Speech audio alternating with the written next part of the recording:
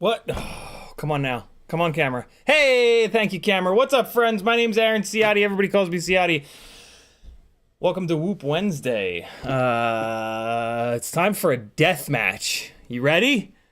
We're going to be testing out the brand new WeBLEED FPV Gore Edition 0702 28,500 kV motors versus the tinywhoop.com 0702 30,000s that have been out for a little bit.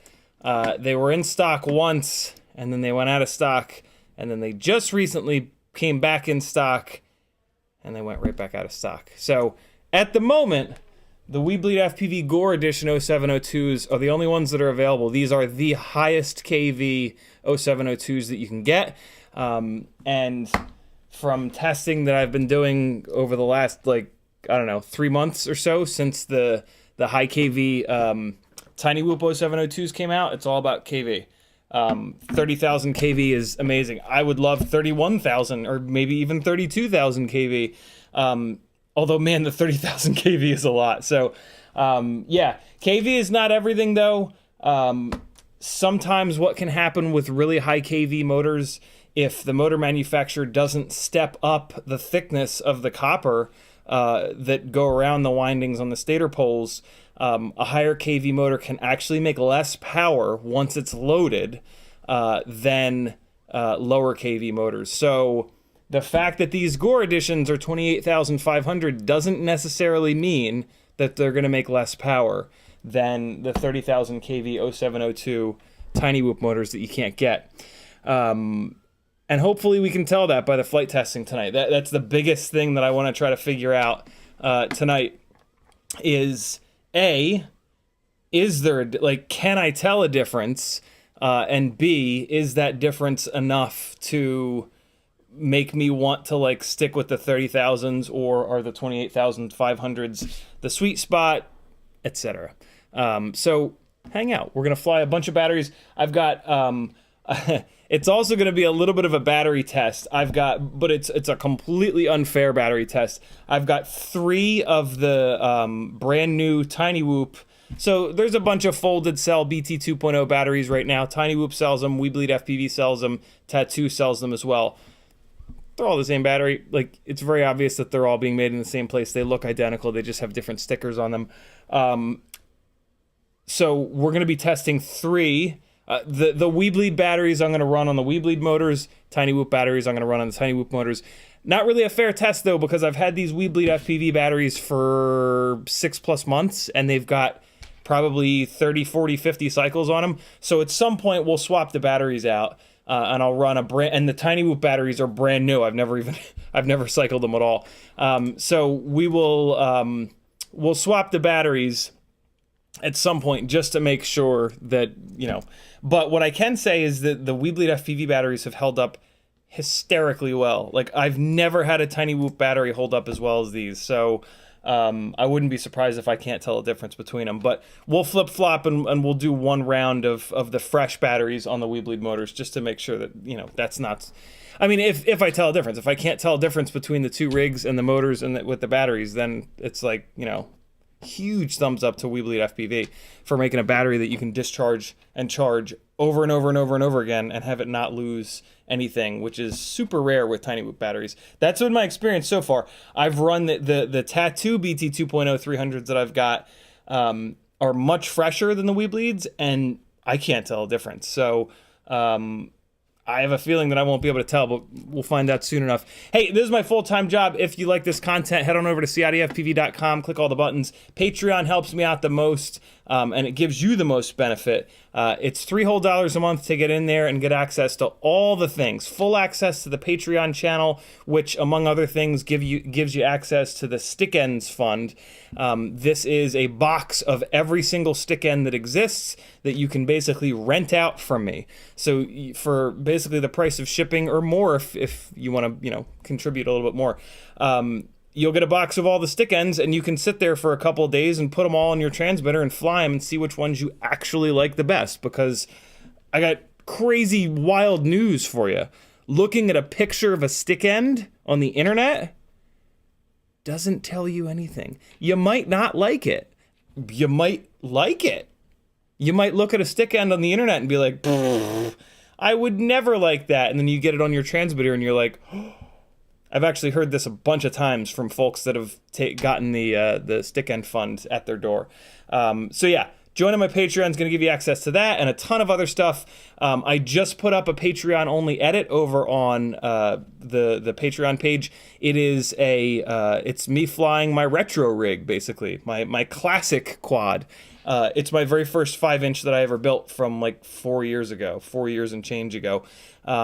Pretty cool for me to fly that rig and feel the differences between the flight firmware and no, I put 4.3 on it, so the differences are in hardware, and it's cool to kind of watch that and just see how it does actually fly differently. So that's pretty cool. Also, the Florida edit is going to be going up soon, and I have a 10+ minute like cutting room floor edit that I actually already uploaded. You can watch it now if you save the link to the 90 some odd unlisted videos on my YouTube channel for patrons.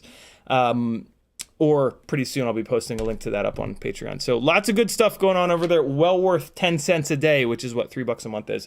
Or this coming Monday is one of the giveaway Mondays. Every other Monday I do 4 giveaways. If you do the $5, $10, $20, or $30 tiers, you can get entered to win. You can get entered into all of those giveaways. So all of you gambling addicted people, I got you covered as well. So yeah, head on over there. There's also a bunch of affiliate links. Next time you're buying FPV stuff, think about your creators that are making content and trying to survive off of, being full-time FPV. It's a little rough, but it's worth it. Think about us next time you're buying stuff. If you click our affiliate links before you check out, we get free money. And then we can make more cool content for you to watch with more of a budget, so we can buy more stuff to review for you. Isn't that worth it? There's an Etsy store, there's a Fiverr page, there's Teespring, all kinds of good stuff. Head on over, start clicking around. You're gonna find something you like. Treat yourself, buy yourself a sticker. Hey, I've got sticker packs too that I'm just selling directly to you. I've got the stamps already on the envelope. For $10, if you PayPal me, there's a link over on the website. You're gonna get a micro, these are not on the Etsy store. You're gonna get a Micro King window cling. This will stick on the inside or the outside of a window. You're gonna get the new logo in matte, and then as a sticker, and also as a magnet. You can stick it on the back of your car and be 20% cooler than the rest of your FPV buddies. And like 80% cooler than those fucking plebs that don't fly FPV. That's all the shilling I've got for you. In the chat, Kiz Bartlett was first, Michael D was next, Isaac Mitchell, C Bagsy, Frank Nicholas, Gusto FPV, Juju, Michael D, Metadad, Zoe Tech is in the house. Zoe Tech, for those that don't know, is WeBLEED FPV. Thanks for joining, brother. Momo Slappy, Spec, PJ, Flush FPV, the Metadad, that's a fun name. Bunch of repeats. Ooh, you guys are chatting and chatters. Ram Donko, Fat Pastor, Kiz Bartlett, Aircon, PJ413, Alec Dvornik, Michael D, June Loco. We're gonna leave it there because chat is being really weird. YouTube, get your shit together with the chat. If you want the Gangly Man to say your name, you gotta get into chat early, you gotta say something. If you want to talk directly to me, all you need to do, you could certainly do a super chat if you want to support the madness, but you can also just type CiottiFPV, and that'll light up an orange, and I will know that you're talking to me. Otherwise, I'll assume that you're talking amongst yourselves, which you should do because the people in the chat are amazing. So have your own little conversations, talk shit about me if you want. You've got privacy. I don't typically read anything unless I see my name. Spell it right, CiottiFPV. If you don't spell it right, and if you put a space in between Ciotti and FPV, it won't light up an orange. I won't know you're talking to me. So don't get mad. It's not my fault. I told you. Folks that have tagged me so far, Michael D says, ready for some Whoop Wednesday from the Tinywhoop King. I am the Tinywhoop King. I am half Italian. I am a tiny wop. Look how tiny I am. And I'm a wop. I'm allowed to say that because I'm Italian. Mario. It's pronounced Mario, you fucks, not Mario. What is wrong with you, Mario? It's Mario, okay? I'm Italian. I get to say. I make the rules. C Bagsy says hello. PJ says, yo, after some repairs, 5-inch flies nice, and the noise plot looks solid. So stoked. Very cool, PJ. Scrolling down, Alec Dvornik says, YouTube just did its thing. Good to see you on. Good to see you as well, Alec.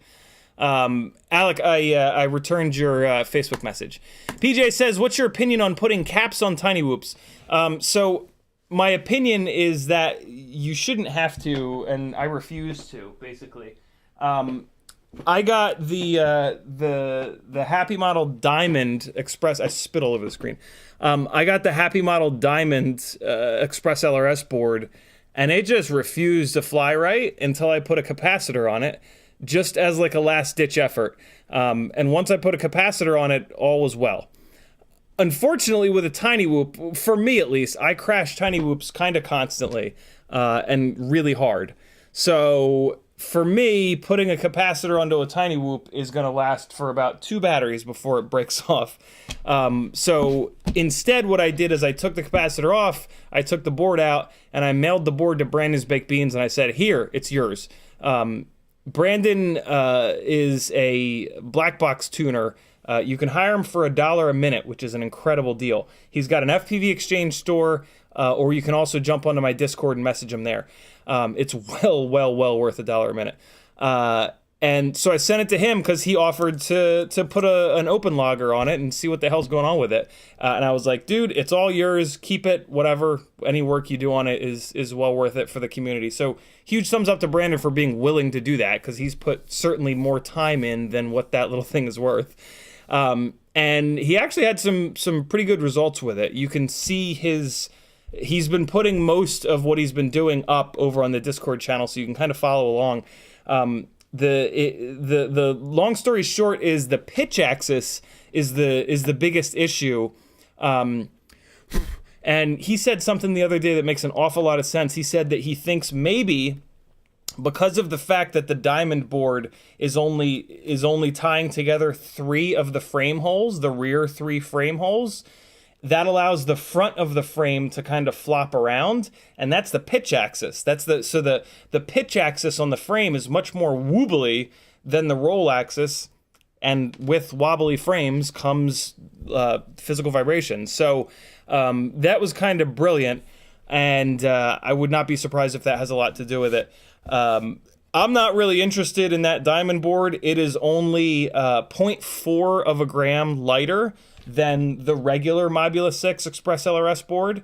And yeah, it's really not worth 0.4 of a gram. And so many people in chat here have had those Diamond Express LRS boards let go on the first crash, the second crash, the third crash.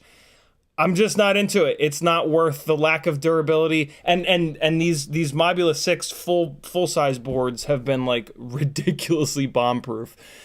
So yeah, I could not care less about that 0.4 of a gram. Not to mention that you have to direct solder the motors to the diamond board, which is just asinine. And yeah, I'm just not into it. I'll take the regular full size Mobula 6 board all day, every day. But if you're a super hardcore racer and that 0.4 of a gram is going to be the difference between winning and losing for you, and you've got tons of time on your hand, go right ahead. Do the Diamond Express LRS board. I wish you the best of luck. It's not for me though. And if you fly freestyle and crash a lot, I don't think it's for you either.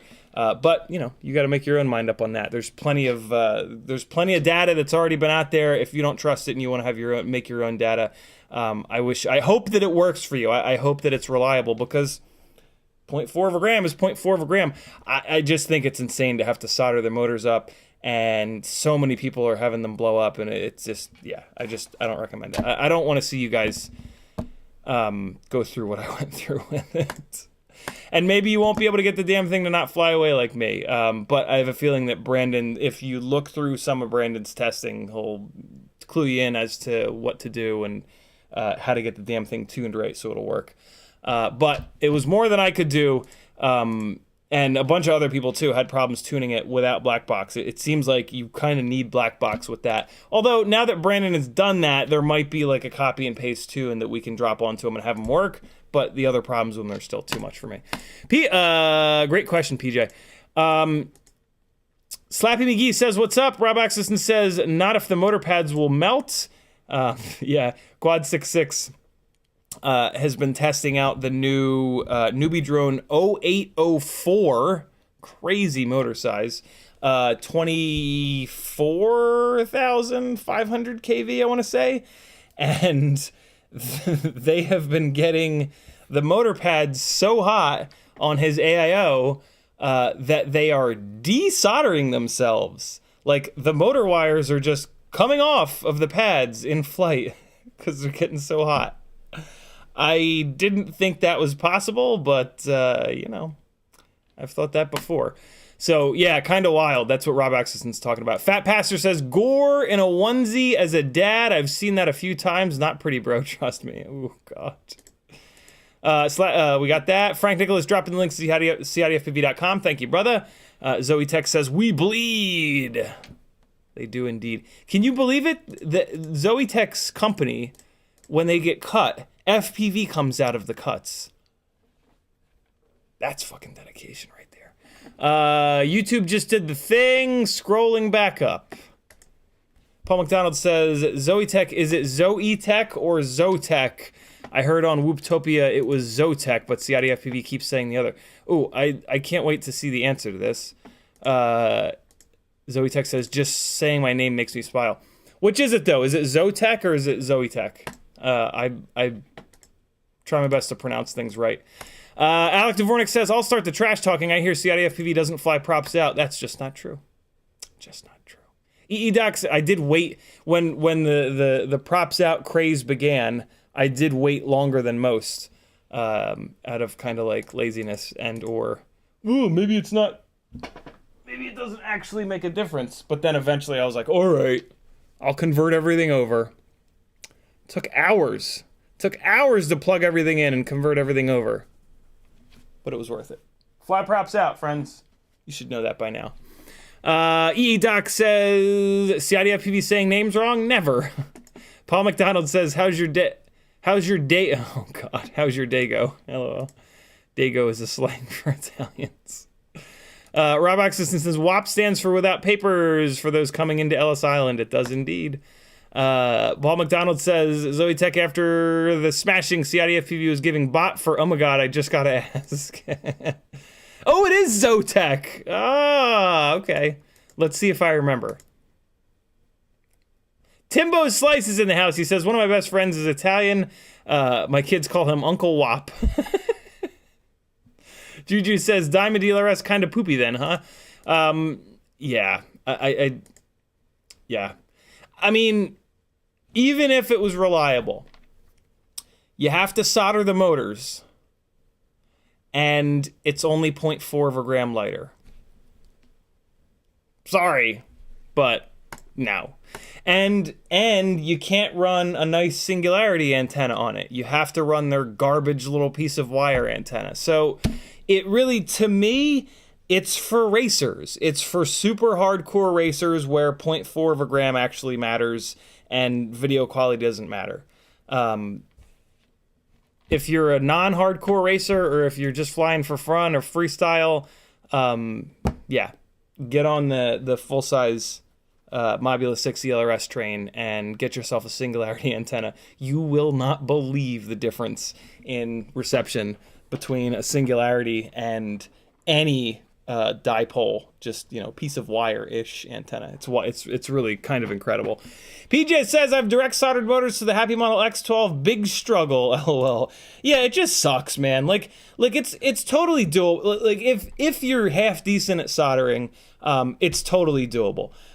If you're not good at soldering, it's bordering on maybe being not doable. You're at the even if it is doable, you're gonna hate your life. Like, you're gonna get real mad.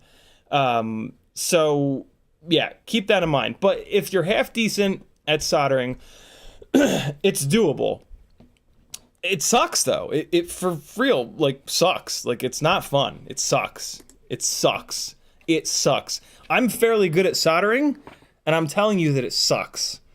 And I'm not telling you that, like, for funsies. I'm telling you that because I don't want you to have to go through it, because it sucks.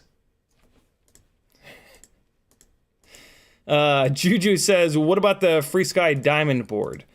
I did not know that FreeSky had a Diamond board. I didn't know that. The FreeSky version of the Diamond board. No, same thing. You're still going to have to solder the motors. It's still not going to be much lighter. It's probably more durable, though. I wouldn't be surprised if it's more durable. Don't quote me on that, but yeah, I bet you it's more durable than the Express LRS Diamond board, because that OG Diamond, we're just going to call it the OG Diamond board because it's been around for a while. It's been around for a while, and nobody's complained about the durability like I've seen complaints about the Express LRS version. So the durability thing probably goes out the window, but yeah, again, can't do a singularity antenna. Have to solder the motors on. I ain't about that, as cool people say. Stevie is in the house. He says, how's it? Lost an X12 Mobula 7.1S, like the Diamond that died, had it set to 400 milliwatts transmit power. Is that the problem? No crash, one on goggles, DVR, no obvious reason. What I'll say is 400 milliwatts is an awful lot for an AIO, especially an AIO that also has Express LRS on it. Yeah, I've never put these Happy Model boards up above the middle milliwatt rating. I run them on 25 because I'm in the house. But yeah, I would not recommend running them on 400. I mean, you would think that Happy Model would have tested that and they wouldn't release the damn thing with the option if it was reliable, but that's asking for a lot. It shouldn't be, but this is FPV, right? So I would unfortunately kind of blame that. Yeah, I mean, it is Happy Model though, right? Like they make really inexpensive stuff, so we have to kind of expect that their stuff is not going to be super durable. And that's kind of one of the reasons that I never crank them all the way up. So if you get another one, I would just keep it off of 400 milliwatts and hopefully it'll last longer. But it's super annoying, right? Like it's super, super, super annoying. I would save 400 milliwatts for like, I flew it really far away and then it got stuck in a tree and I don't have quite good enough video to see what's what. Flip it to 400, get your video, and then flip it off of 400 again. You know what I mean? Like I would save 400 for like special occasions, like turn it on for 15, 20 seconds and then turn it back off. Or I would only run it on 400 when it's cold, like when it's below, I don't know, 70 degrees, right? Or like when you're flying in the winter, you'd probably get away with it then. Because yeah, man, ELRS gets these AIOs really hot on its own, and then you've got a VTX banging away at 400. Like that's a lot to ask.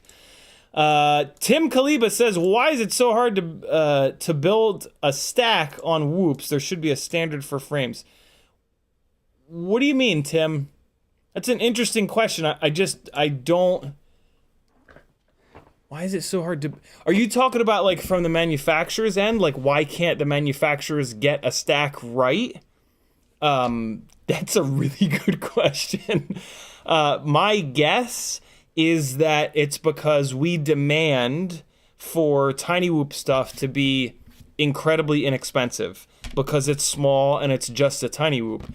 But in reality, a Tinywhoop AIO has all the same stuff that our flight controllers, other than like black box, right, and a couple other things. But for the most part, it's got all the same stuff as the 20x20 and 30x30 flight controllers and ESCs that we put in the bigger rigs, right?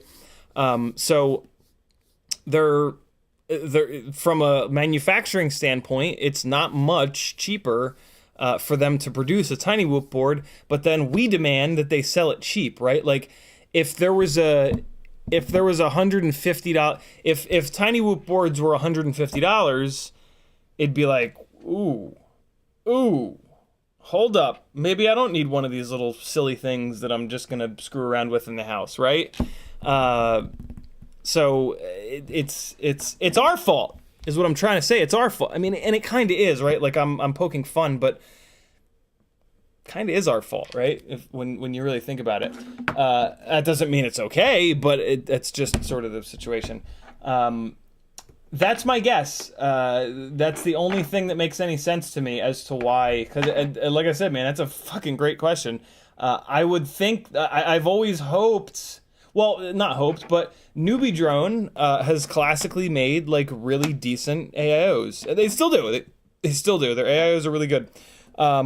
Unfortunately, they're not iterating quite as quickly as Happy Model is. So they don't have an Express LRS AIO. And Happy Model has somehow been able to cram a VTX onto their boards that's better in my testing than the Newbie Drone VTX that they have on their board. So yeah, I've always and continue to trust the quality of Newbie Drone more, but in those two really important areas, Happy Model has kind of leapfrogged them a little bit. I can't wait for Newbie Drone to put out an Express LRS AIO with a better VTX on it. I will absolutely switch, hopefully with JST 1.0, not 1.25 plugs. If they do all of that, I'll change the whole fucking fleet over, because the Happy Model boards really are not great quality, if we're honest here. But yeah, it's just, we're asking an awful lot, and we're demanding it at a really low price. And, you know, a lot of times in life you get what you pay for. Not always, but more often than not, you know? So it's, but that's a really good question, brother. I would pay $150 for a good AIO, right? Like, that's the annoying thing. I would gladly pay $150 for I mean, to be really honest, the same Happy Model AIO that's in their Mobula 6 ELRS, but better. Just better quality. Just have somebody cherry pick the really good ones and sell them for $50 more or whatever, or make a different one with better components on it where the people, you know, where there's just better quality control. I would gladly do that, because the dirty little secret with FPV electronics is the cheaper they are, typically the more they fail, and when they fail, you've got to start all over again. And any money that you saved by buying the cheaper option is gone, as well as a bunch more time, because now you got to rip it apart and rebuild it, or you just quit, right? Which is unfortunately what happens a lot. So yeah, cheap FPV electronics is typically a zero-sum kind of situation, where like any money that you save goes right the hell out the window when it fails quite a bit earlier than the better quality stuff. So careful with that. Timbo Slice with a $5 super chat. Thank you so much, homie, for supporting the insane life that is trying to be a full-time FPV donkey. He says, what is the optimal weight for a Tinywhoop? Maybe a low-end and a high-end weight. I'm a noob at whoops and have no idea where to start. I don't like specifically know the weights, but as light as possible, really. Like, Tinywhoops are a little fat kind of across the board, and if you can save any weight at all, that's what you want to do. My preferred Tinywhoop combo is really simple. It's a Mobula 6 ELRS moved over to a Meteor 65 frame with the highest KV 0702s you can get. You can get the Mobula 6 ELRS with 0702 26,000s, which are awesome. If you're going to stick with those motors, you're going to put them onto a Gemfan tri-blade for a little bit more power. If you really want to step it up, the currently available motors that are the higher KV are the WeBLEED FPV Gores, which are 28,500. They'll plug right in, as we're going to show you tonight. And then you're going to run Gemfan bi-blades. The Gemfan bi-blade props on these high KV 0702s is absolutely magic. And that's kind of it. You're going to end up with something that's less than 20 grams without the battery. Switch it over to BT 2.0, get you some WeBLEED FPV batteries, and you've got something that's absolutely absurd. If you want slightly better video quality, get a Singularity antenna, get one of the ultra shorts, but the antenna that comes with will absolutely work. And that's it. The setup for like the best freestyle Tinywhoop that I've been able to build is super simple and pretty cheap. That's like less than $200 all in. So yeah, and you just won't believe it's going to be very hard to fly, in fairness, right? Like, these high KV motors are a lot, but you can just go into the PID tuning tab and bring your motor limiting down to like 80%. That'll make it easier to fly. As you get more comfortable, you can turn the power up, turn the power up, turn the power up, turn the power up. Let me get caught up on chat here. It looks like YouTube did the thing and zapped me to the bottom and I got lost. Michael D says, Props Off had issues with his Mobile as well. He found out it had a short between the 5-volt ground and motor one. Jesus. It flew but had desync issues. I shared the video with Brandon. Wow, what a nightmare. Juju says, what's the difference between props in and props out? Props out means that they swing... I'll show it to you this way. Props out means that they swing outwards when you look at it from the front. Props in means that they swing inwards. Props in used to be the Betaflight default. What we realized is that props out flies a little bit better. It also, if you put like a stick If you like, you know, put a stick in here, if there's props out, it's going to push the stick away. The big thing though is that when you're turning with both roll and yaw, the outside motor is doing a lot of work, and with props out, it has to do a little bit less work. With props in, it has to do more work. So on low authority, low power rigs like Tinywhoops, props out is actually kind of a big deal. You won't feel the difference, but it'll desync and fall out of the sky less often, essentially, is where you can tell that there's an actual difference going on. Doc says the Happy Model boards tend not to transmit at the power levels that they say they do. You can actually say that about most VTXs, to be really honest. It's why a bunch of racers are moving to external VTXs so they don't get disqualified for not being at 25 milliwatts. Jesus, what a nightmare. Oh my God. Yeah, the settings, you know, on a lot of these VTXs are just rough estimates. It's hard. Apparently it's hard to tune a VTX to be perfectly on the power level. And then it's also hard to make 1,000 of them that are all repeatably at the same level. So the cheaper the VTX is, the worse that accuracy is going to be.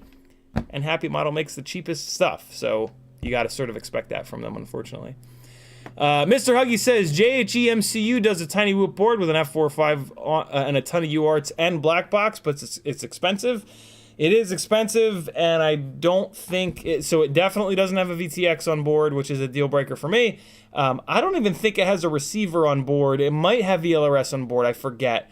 I remember that AIO came out at the same time as another one, and one of them had an Express LRS receiver built in. The other one didn't. I forget which one is which. But there are some other Tinywhoop boards out there, but there are none that have a VTX on board and Express LRS on board, and that's why we're kind of stuck on these Happy Models, because good Lord, the simplicity of building and the weight, and yeah, it's the Happy Model boards fly like way better because of all those things. They just break more often, so you get much better flight performance, but you got to replace them more often. Luckily, they're pretty cheap. So it's not, you know, most of us are willing to sacrifice the durability for flight performance. Brandon McBean says, I tried to use FreeSky AIOs, and it's just sad how broken I am after being spoiled by Express LRS. I have to put an EP2 on them for me to use them. Yeah, I am the same. I've suffered the same thing. So the Tinylifters are on Newbie Drone FreeSky AIOs, and man, I tried. I really did. I tried to be okay with them being on FreeSky, but oh God, same thing. I just got spoiled by the Happy Model Mobula 6 ELRSs, and I ended up moving all 3 Tinylifters over to EP2s, and yeah, now they feel normal again. Yeah, Crossfire and Express LRS has really spoiled us, and it really, you can like actually notice the difference when you fly FreeSky in latency and also in range. Good Lord, FreeSky's range is just a joke compared to that was actually the most amazing thing to me flying my retro rig that's on FreeSky is the lack of range. I really couldn't believe it was just, I just had a couple moments where I was like, wow, this is how we flew? Like, we couldn't even go around back behind a building without getting a fail-safe? Like, what the shit? So yeah, we've become very spoiled in a post-FrSky world. Alec Dvornik says, why do you swap the frame on the 65? Is it stiffer? It's actually, I think it's a little bit less stiff, but it's about 10,000 times more durable. The Mobula, or the Happy Model frames will break after like 2 or 3 crashes. These Meteor 65 frames, this Meteor 65 frame here has literally hundreds and hundreds and hundreds of crashes on it, and no signs whatsoever. And it's also a black frame. Any plastic other than clear has an additive in it to turn it the color that it is, and that additive doesn't add to the strength. It's just crap, right? It's just like the more plastic, the stronger. So when you get plastic and it's clear, that's the strongest that it's ever going to be because it has the maximum amount of plastic in it. So yeah, this black frame is not the strongest that it can be because it's got a bunch of dye or some sort of a powder, you know, to change it the color, to change it to that color that it is. And yeah, so even though it's not the strongest color, it's still put up with a ton of abuse. But yeah, the Happy Model 65mm motor-to-motor frames are just a joke. They're the lightest, I will give them that. So if you never crash and you want to save a fraction of a gram, maybe use the Happy Model frame, but don't crash because it's going to break. Jason Black says, seems like more FPV pilots are coming out with frames. When is the Tinywhoop and/or Ciotti Freestyle frame coming out? Just curious. I have worked on... I've worked on 4 or 5 frames over the last 6 years, and I think I'm cursed or something because it just always falls apart, which has left a really bad taste in my mouth. I have a 3-inch micro brushless frame sitting over there that I've just not had time to put together and test, which I feel really bad about because Ryan Harrell put a bunch of time into it. I will be, now that I'm like, things are finally settling down, I'm getting caught up on a bunch of builds, I will be building them and testing them, and that frame will get put out into the world. It has to go through at least 1 round of revisions because I already have realized that a run cam hybrid, which is kind of what it was built around, is not going to fit right in it. But yeah, it's you guys would not believe how time consuming it is to design and test and put out a frame. There's a good reason that frames with sponsored pilots behind them cost what they cost. It's a big time investment. You know, I've talked before about how, like, I don't I don't agree with quite how expensive they are a lot of the times, but yeah, that's kind of neither here nor there. It's just a huge time investment, and usually, like, by the time I have a good idea about a frame, somebody else has already done it first, and it's like, okay. The one exception to that was split base plate. I was designing a split base plate 5-inch Freestyle frame like 4 years ago when like long before anybody else was. There was only one other one that was out. And I was really excited, and everything might have been different if that company hadn't just bailed on me. But you know, life sometimes. So yeah, I'm just not super motivated. I don't really have the time, and I don't know. I think, yeah, I don't know. We'll see. I'm going to get that frame built within the next couple of months, get it tested over the winter time, get some changes made to it. Front standoffs need to be a little bit wider for the run cam hybrid. I got to decide what I'm doing about. I've also changed my mind now, and I do want it to be Vista. Previously, I'd said no HD, no DJI compatibility. Now I've changed my mind on that, so I got to figure out a way to get a Vista into the damn thing. I think it's just going to be, you're just going to have to put it in the stack. I don't think I'm going to put a second set of 20x20 holes in it because that just makes them too long and too heavy. But we'll see. It'll get put out for sure because there's not a whole lot of great options there, and with the remote ID laws coming, sub 250 is going to become more of a thing. So it's not actually a terrible time to be diving back into it and getting it out there in the world, but it's it's an incredible time. It takes an incredible amount of time to develop and test and crash and smash and improve and crash and smash again a frame, but it's something that I've tried a bunch of times, and I'll try again. Michael Blade says, happy hump day. Thank you, Michael. To you as well. And we're caught up on chat. Let's switch some motors over. As a reminder, oh, hey, I got the I got the Vista pick all done last night, and the Naked Vista is broken. There's like 5 capacitors on there that are just either missing or they're smashed. I don't know where this Naked Vista came from. It was donated to me by someone. I don't know if maybe it got mangled in shipping or if during the build process I mangled it, but yeah, this the top board of this Naked Vista is shot. Does anybody happen to have an extra Vista top board only? Man, is that a long shot? But I'm gonna have an extra bottom Vista board, and I do have another Naked Vista that I'm gonna be putting into this. It's just gonna take a little more time. I did put this up in the air though, and it flies staggeringly well on 2S. I just had to line of sight it, but yeah, it's good to go, and it's a tight little build, and I'm really looking forward to flying it. But I got to swap the Vista over. I might do that tonight, maybe tomorrow. So yeah, there's that. But that's not what we're talking about here tonight. Tonight we are going to swap.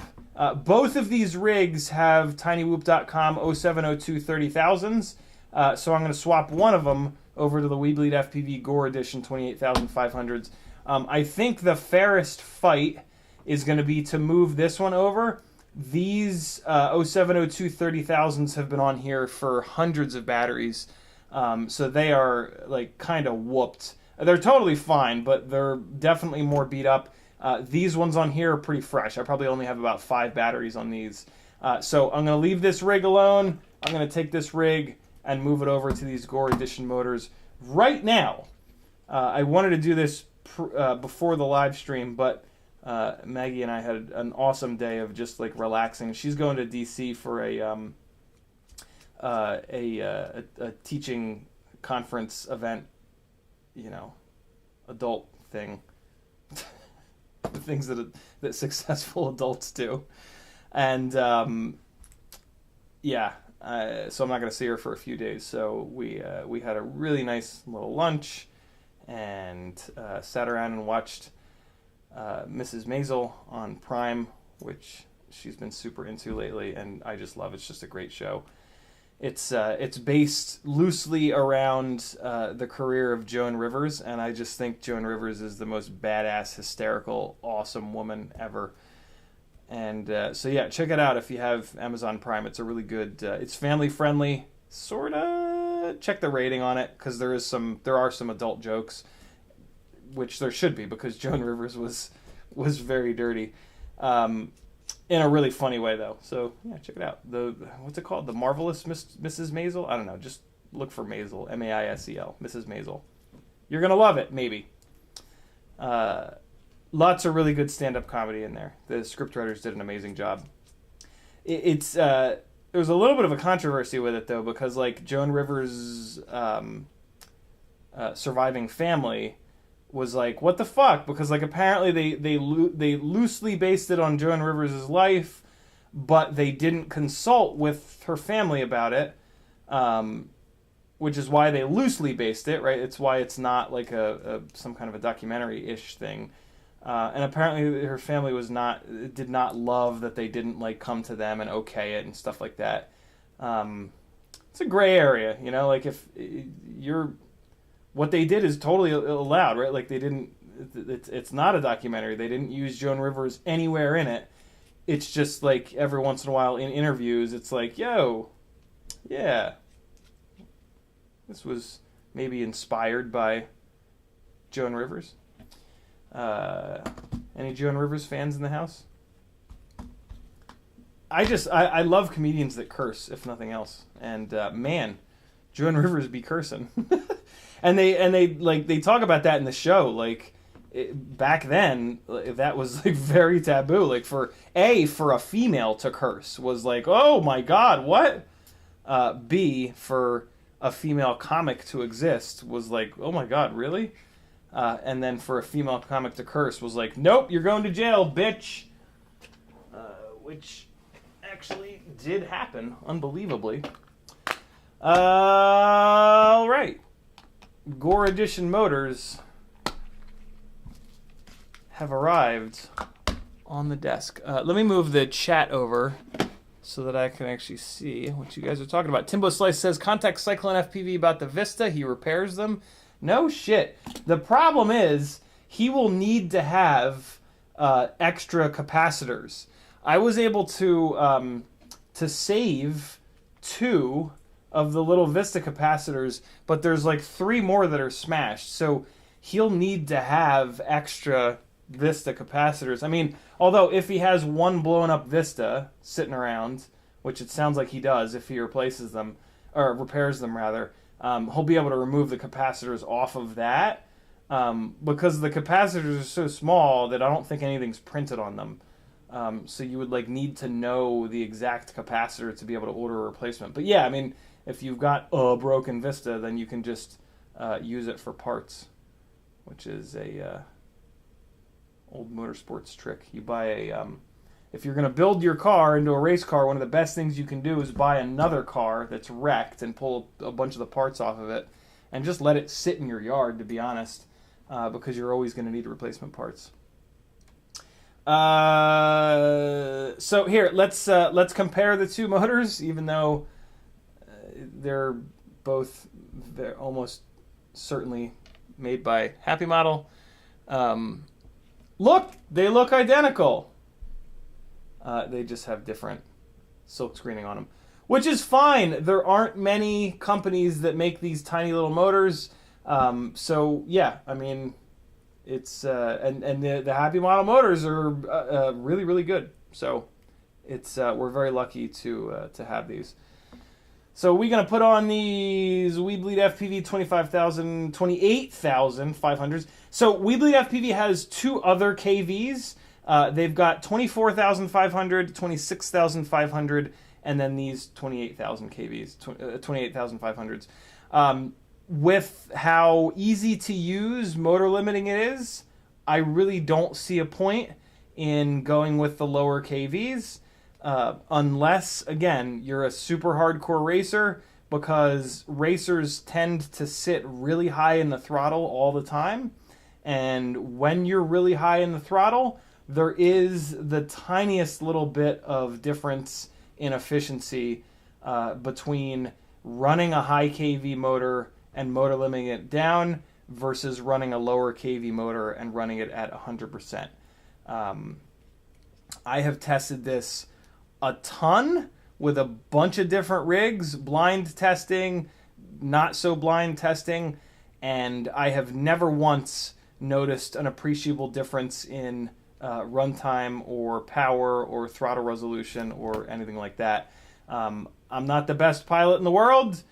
If you are the best pilot in the world, maybe you'll be able to tell a difference. But if you're not better than me as a pilot, I can't possibly imagine a world where you'll be able to tell a difference. So take that sort of for what it's worth. But yeah, being able to change a number in your OSD menu and get more or less power, in my opinion, is more important than a 0.1% efficiency difference when you're at full throttle. When you're at full throttle, it's probably closer to like a 1% efficiency difference.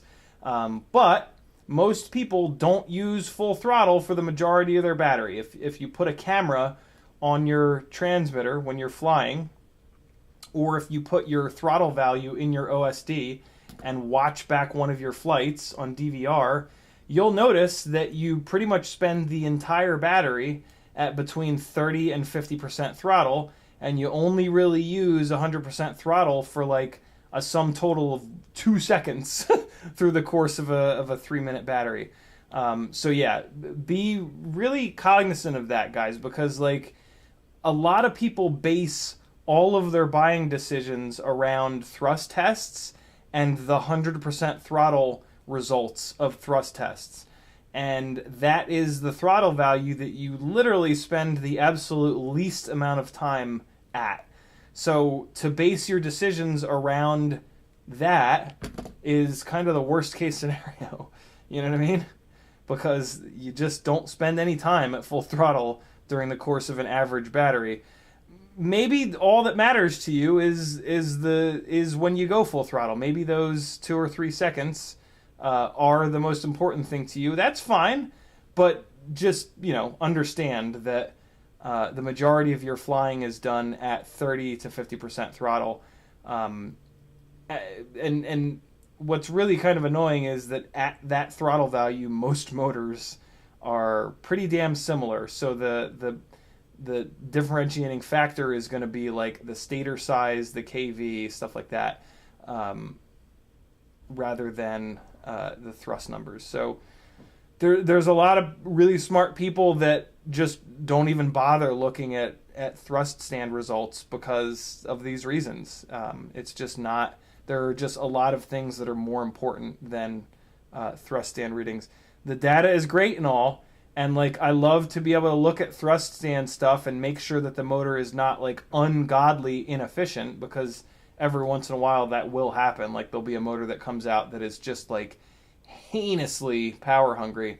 But you know, stuff like how notchy or not notchy the motor is tends to be an awful lot more important than one motor having 20 more grams of thrust at full throttle. So just some food for thought.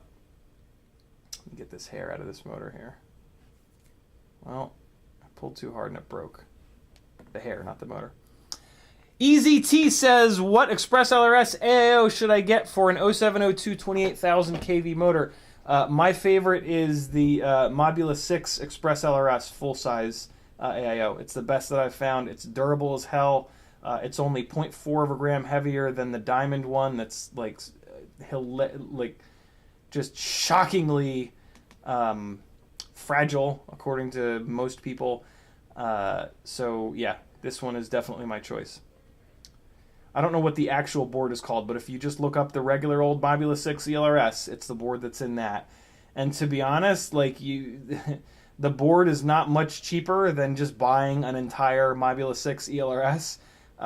So yeah, maybe just buy a Mobula 6 ELRS. You can get an extra set of 0702 26,000 kV motors that you can use the bells. If you get your WeBLEED Gores and you bend one of the bells, you can take one of the Happy Model 26,000s that came with the Mobula 6 ELRS, take the bell off with the little C-clip, and swap the bell right onto the Gore motors or the Tinywhoop motors. They're all made by Happy Model. So there we go. That's switching over to the Gore motors. Let's see how they fly. Time for battle. This is what good YouTubers do, right? It's time to fight. Fight time. Fight men. Testosterone. Fight. Fight.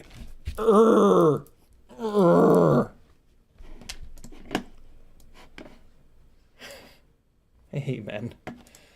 Timbo Slice says he has spare boards, or did. Very cool, Timbo. Thank you for the thank you for calling that out. I did not know that Cyclone fixes that stuff. That's awesome.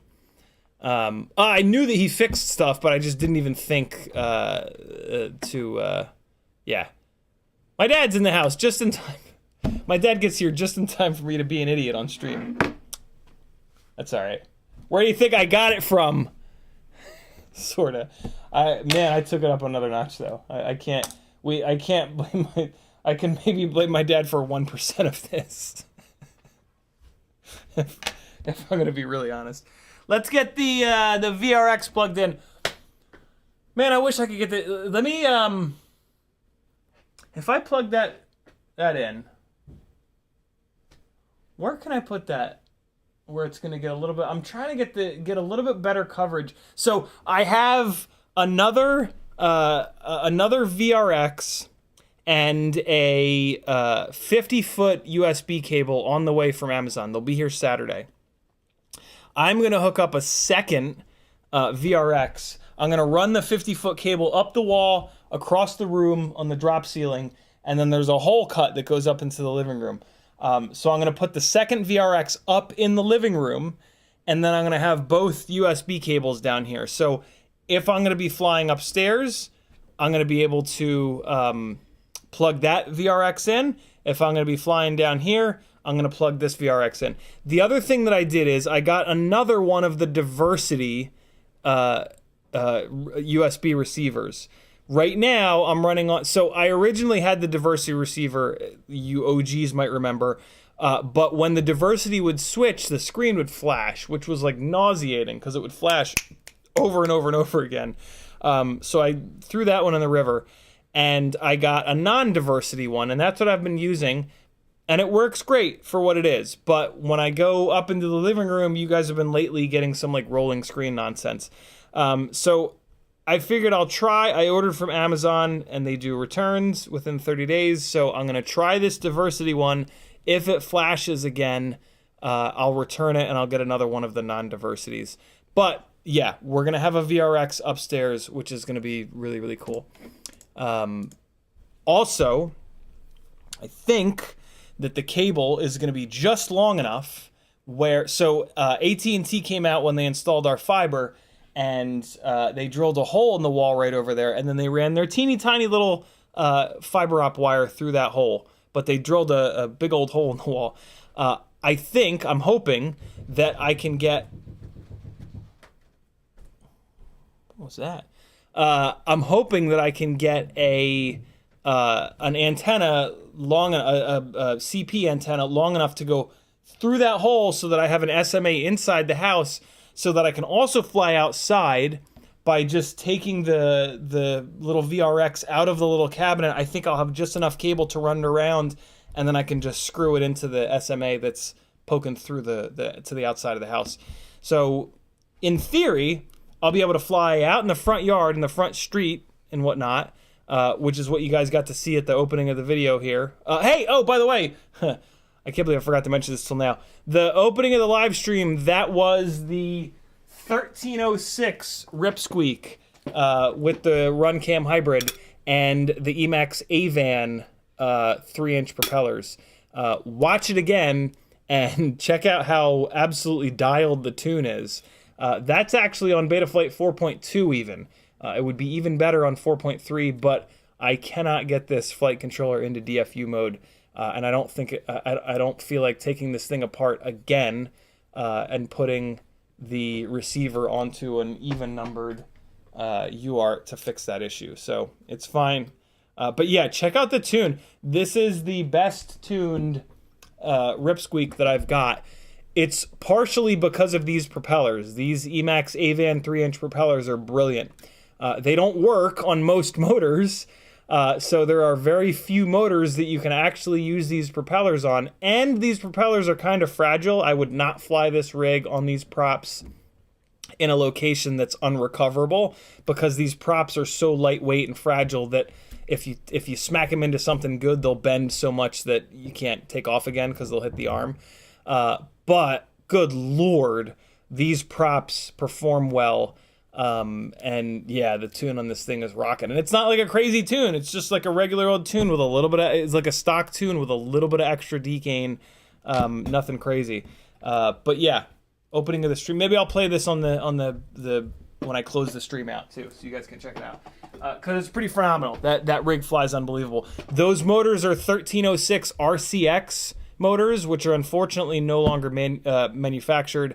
I think Emax is still making their 1306 though. So if you want to run those props on a 3-inch micro brushless rig, you can get those Emax motors and they will work with the Emax props. Somebody in chat had a good call out. Check motor direction on this. It's probably not right. I'm just going to assume it's not right. So I'm going to just plug it. Well, actually it probably is right, because I'm going from happy model motors to happy model motors. So let's just plug it in and we'll arm it and see what happens. It's just a Tinywhoop. It's not gonna hurt nobody. Couldn't hurt a fly if it tried. Let's see. Oh wait, hold on. I gotta plug the VRX in. Welcome to OpenTX. For anybody that doesn't know, VRX is video receiver. All right. It is plugged in. It is not in a great spot. A minute ago, I was thinking about maybe pulling it off. It's sitting over there. I was thinking maybe I could stretch it and put it over there. That's probably not going to do much, if anything. Transmitter's coming up. Connect, you bastard. Connect. There it is. All right, let's see what happens when I arm it. Whoop. Arm. Low battery. Nope. All right, motors are wrong. Let's fix them real quick in Betaflight, and then we will put this thing up in the air and see what's what. So this first FPV battery. I've got a couple of Tinylifter batteries on the charger too. If we have time, we can screw around with those. Bambi Takes Flight says, David Ciotti, could you please share some pictures of little CiottiFPV embarrassing school photos, fashion, etc.? I don't really, I mean, I looked embarrassing because I had like bangs and was just a geek, but yeah, there's nothing like super embarrassing for my past. I just look like a little me. Bambi Takes Flight is really pushing for those child photos. I mean, I can just show you guys some. Kiz Bartlett says, I've never noticed until now how glorious CiottiFPV's hair is. Do you think it pops off in a similar fashion to his little Lego men's hair? Almost. Michael D says, David Ciotti, mini gangly Ciotti. LOL. Ed K says, would the long SMA extension that didn't work inside work for putting antenna outside? Not really, Ed, because there was so much of a dB loss that it would just look like ass. So yeah. Denzel the Terrible says, what is better, shampoo or conditioner? I mean, obviously, shampoo is better because it keeps the hair clean. Some people think that conditioner is better. Like some ducks think that conditioner is better because it makes the hair silky and smooth. I think that's the exact quote, right? Motor reorder. We don't need to reorder the motors. And we're going to do the wizard. Start spin motors. All right. Who's spinning wrong? Motor 1 is wrong. Click it to reverse it. Motor 2 is wrong. Click it to reverse it. Motor 3 is correct. Motor 4 is correct. We're good. Transmitter is absolutely losing its mind over there. All right, we're good. Let me make sure that as I unplug it. Now, it's full throttle. I was going to say, let me make sure the motor limiting is cranked all the way up, but I'm sure it is. So again, ever so slightly unfair first test here because this WeBLEED battery, WeBLEED FPV battery has been plugged in for a little bit here. It hasn't been plugged in for long though, so we're fine. This is a 98% valid test. This is the first time I'm putting these motors up in the air though, so I don't know. There might be a little bit of an adjustment. There probably won't be, but all right. Let's see if, hey, look at that. All right. Let's do some flying.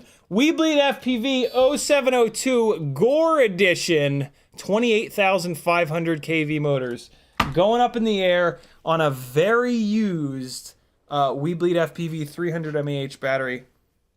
The one screen or lens in my goggles looks like there was a smack party that happened on it. Oh, what's going on there? All right, here we go. Let's see how they are.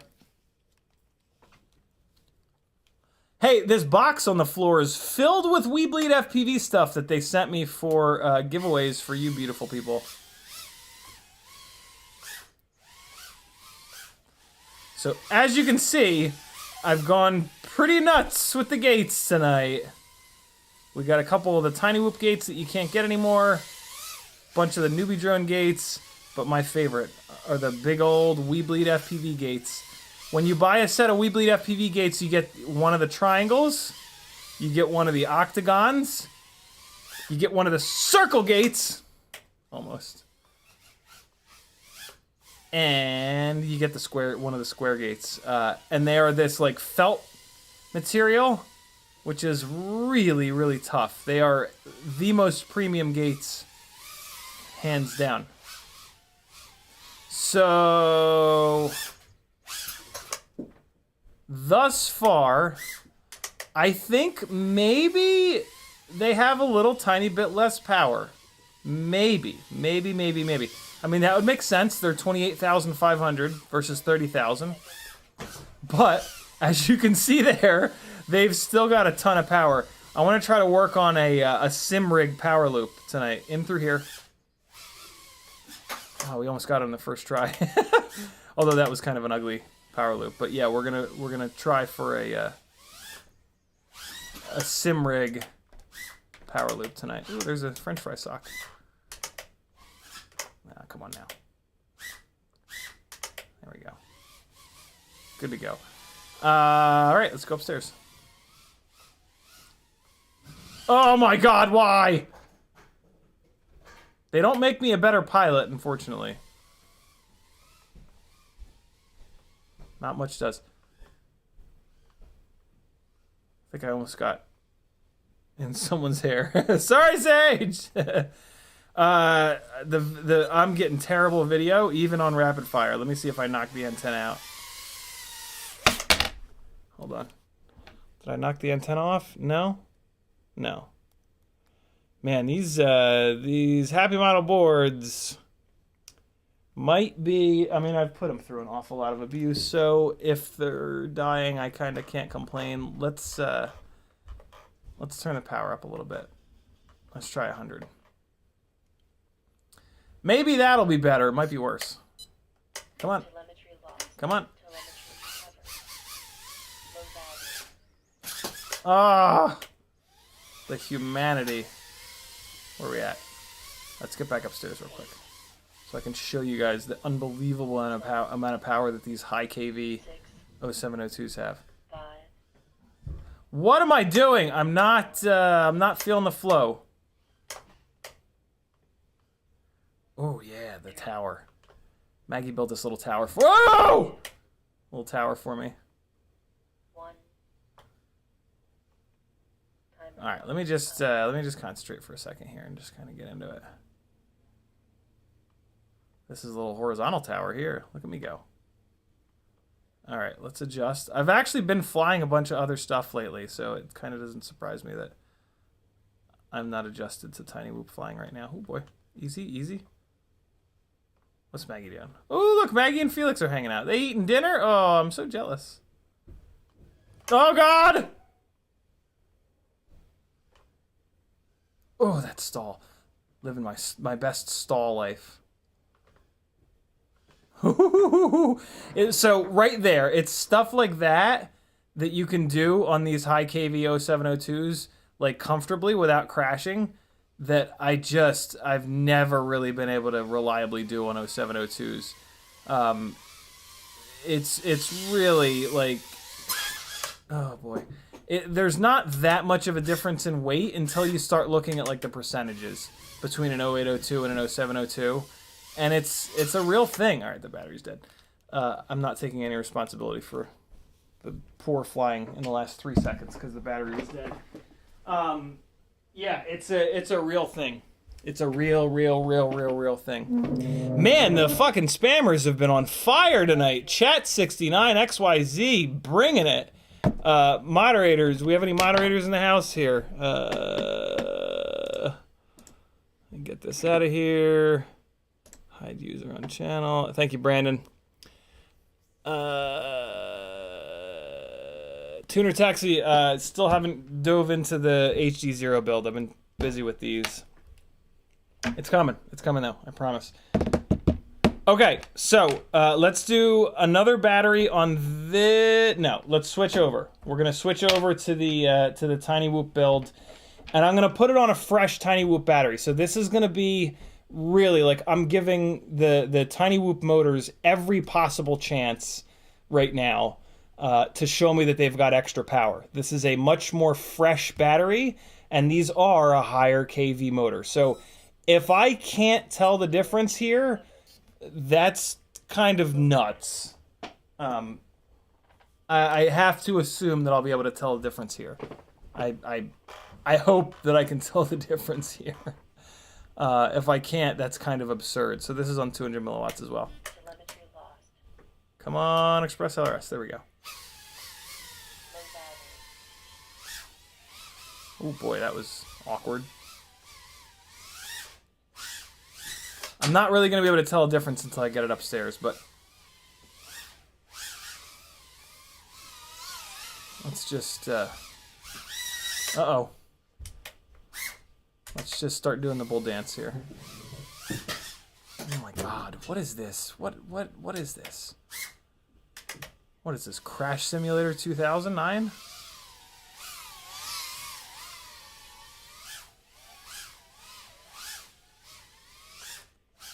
Woo, boy. That was a close one. All right, let's get this up here. Battery is fresh. So the battery is absolutely fresh right now, as in like there's more milliamps in it. And I can tell the difference, but let's give it a minute to kind of sag down, because that's when we got upstairs with the WeBLEED batteries. And we'll see. I'll tell you this. It's not a huge difference. Like it's there, but man, it's a lot less than I would have thought. Ah, come on.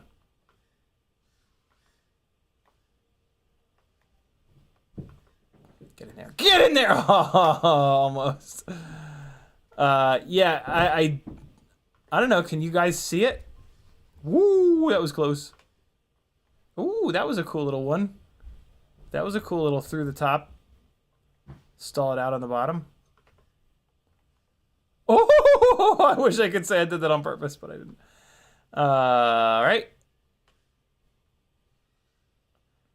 I'll be very interested to see what the WeBLEED motors are like with a fresh Tinywhoop battery, because like, yeah. Oh god, I'm totally I was completely disoriented just now. I didn't know what way was up.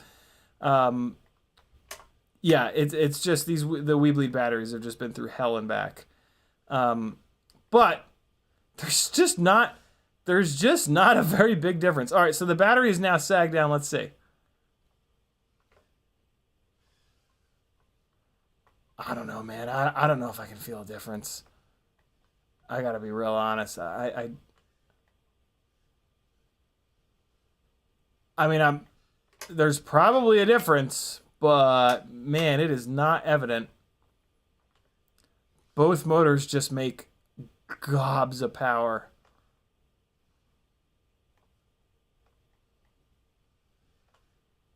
And you can just do all the things. I'm also a little bit more warmed up right now.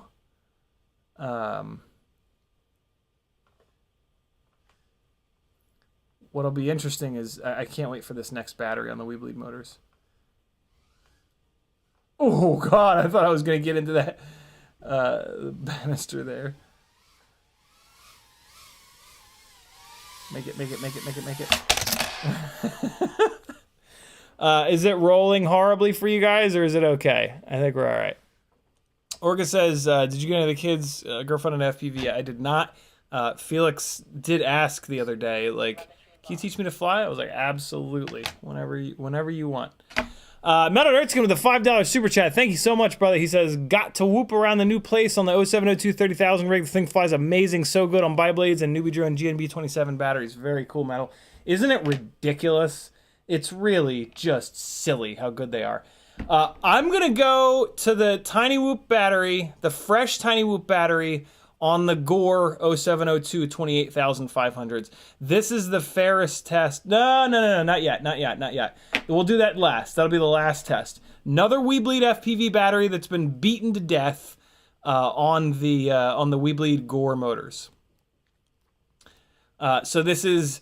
I'm handicapping these Gore motors as much as I can because I'm just trying to feel a difference. I want to feel a difference here. That's actually kind of a good thing if I can feel a difference here, because that means that, like, me as a tester, like, I'm somewhat calibrated. If I can't feel a difference here, then I'm just kind of not a good enough pilot, to be really honest with you guys. And so, yeah, if you're a way better pilot than me, maybe you'll be able to tell a difference. But if you're not, I don't think you will.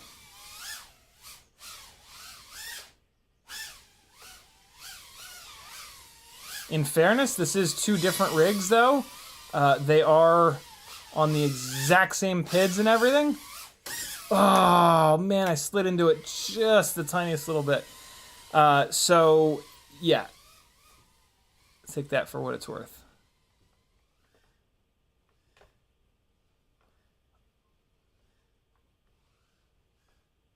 I think I can feel... Oh, Oh shit! That would have been ridiculous, and it was so close.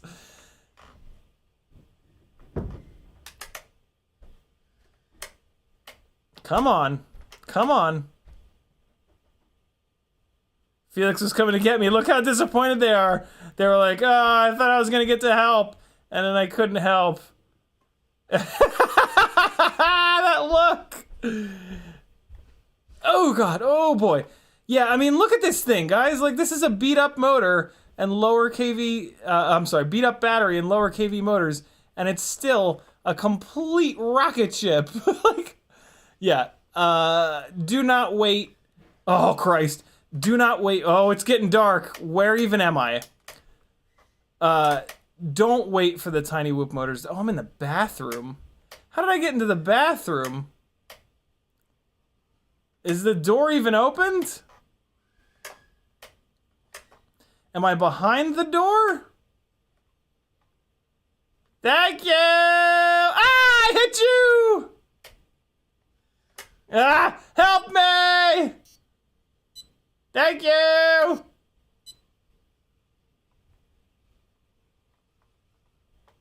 They're like, I'm going upstairs. This ain't my job to pick up Tinywhoops all day.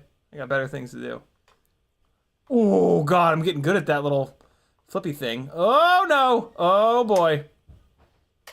We're good. Yeah, these motors have... I mean, this is... If those 30,000s have a little bit more power, I don't need it. I don't need it. And realistically, any little bit of extra power is probably coming from the battery. And we're going to test that in a little bit. But, I mean, yeah, these are... Oh, farts. These are every bit as good as those 30,000s in that, like... They just make a whole... Oh, I might be going for a walk on this one. They just make a whole goddamn bunch of power. Let's see what I can do here. I think I'm hung up in a blanket. Damn it.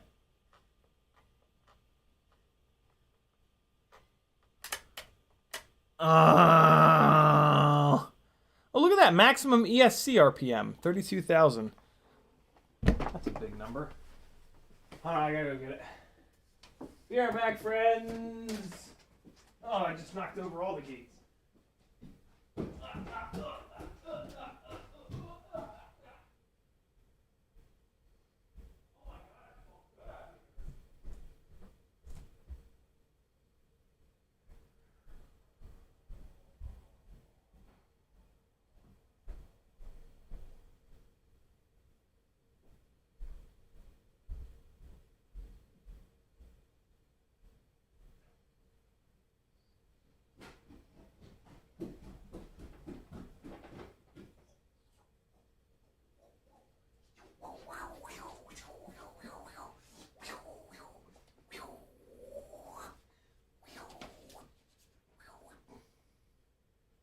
This is how I have these gates hung up, by the way.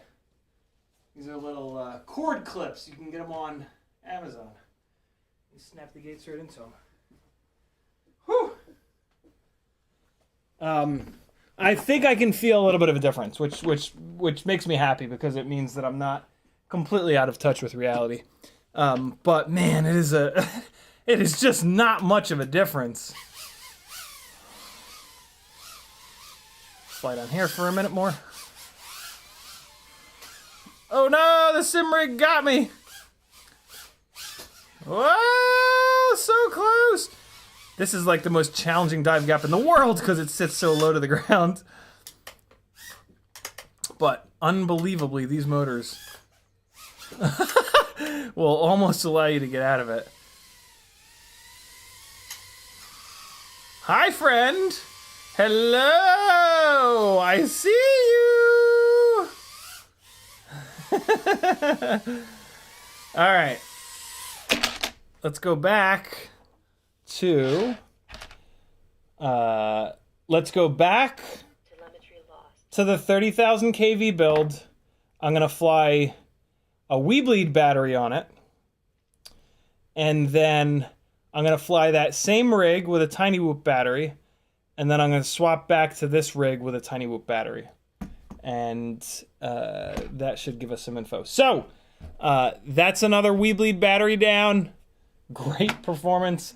Maybe a little bit less power than the 30,000s, but boy, oh boy, is it a close little battle there.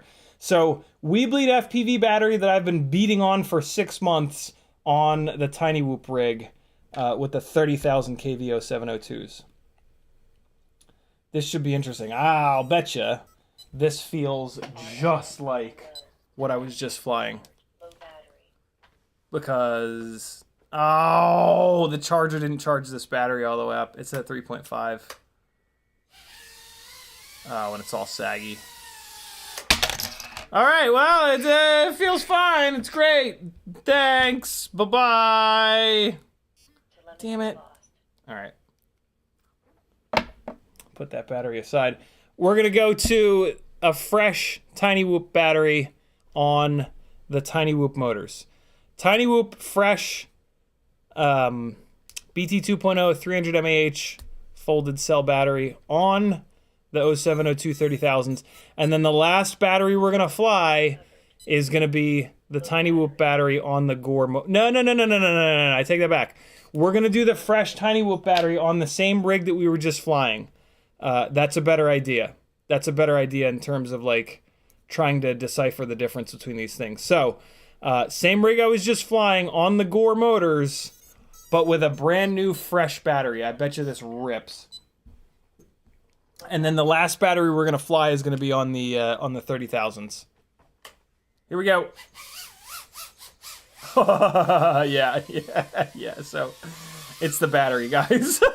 I can just instantly tell. So yeah, this is a fresh battery on the Gore motors. Oh God, yeah. yeah.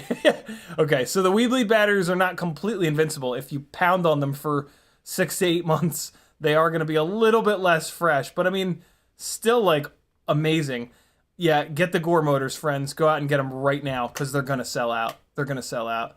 So these are the Gore motors on a fresh folded cell. All the folded cell batteries are the same. The only thing that's going to matter is how fresh, how new they are. This is crazy. I mean, can you guys see it? Oh God, the power. Hey, I took the, this rig stopped doing that desync thing. I took the minimum idle up a little bit. I had the minimum idle set really low on this thing. I had to scratch my nose there. Yeah, get the Gore motors, guys. They, like, oh boy, it's so much power. Oh yeah. Get you some Gore 28,500 0702s. This is bananas. Ah, so close. All right, here we go. Oh, almost got it. All right, let's try that big power loop again. Let's try that big. Here we go. Oh, nope. Oh, I got the couch. So what do I need to do? I need to throw it to the right a little bit, right?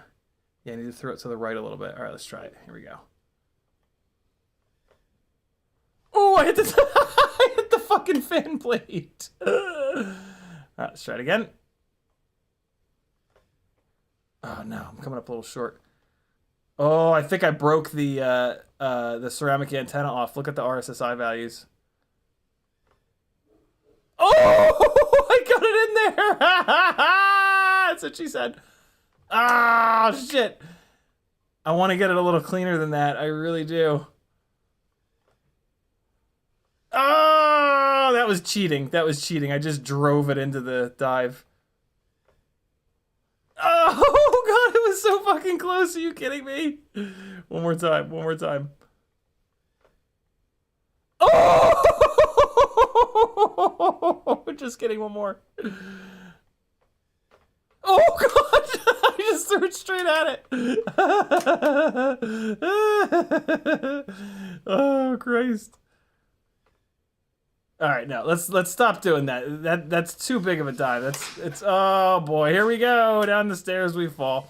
Let's take a look at the the now lack of a ceramic antenna, I'll bet you. Oh, yep. All right.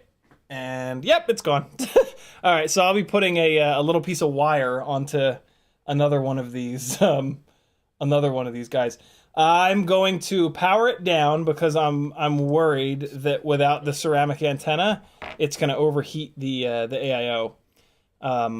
That's fine. The other one of these that I put that I did that mod to, it completely fixed it and it's good to go. So that's fine. The location of the ceramic antenna is kind of stupid. I must admit, on the Happy models, they put it like right next to where the camera is. So if you hit it sideways, it just bashes the camera directly into the ceramic antenna and breaks it off. Yeah, wow. I mean, I have to assume that you guys could see that like that had every bit of power that the other rig had, but we're now going to put the other rig back up into the air, and I bet you I can. So I'm going to go right back into doing that big move again. And if I start overshooting it, then we'll know that these 30,000s are making significantly more power. But I just don't think so, man. I really don't. Either they're making the same power, or it's just so similar that it doesn't really matter. God, these almost feel like they're making less power. Hold on.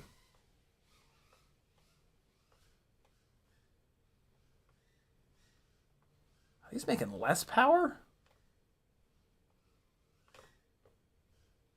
Hard to tell. Hard to tell. They certainly don't feel like they're making more power. Let's see. All right, no, they're not. I don't think they're making less power, but they're definitely not making like. Oh my God! That was so close. Yeah, I'm not. No, it's the fan came so fast. Holy shit! The fan. Oh my God! Oh, that fan came whizzing by at like 7,000 miles an hour. Oh shit! No! God damn it! I'm glad I took my goggles off. Oh man! Oh, I wish you guys could have seen that. Was it DVR record? Of course it wasn't. I'll just have to do it again. All right, here we go. Oh my God, I went through the side of the fucking thing. I went through here. Oh my God. Oh boy. Yeah, I mean, I'm not overshooting it, you know, so like it's not. I got it. That was inevitable. That was inevitable. Oh, nope. Didn't throw it back far enough. Let's try it again. There it is, friends. There it is. That is how you do a little bit of that. I'm going to just shut up and fly as hard as I can. Oh, balls.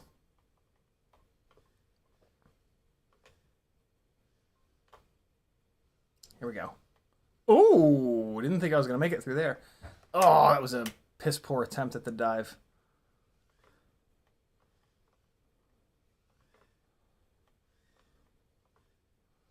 Look at this. Look at this combination of high KV 0702s with bi-blades. Are you kidding me right now?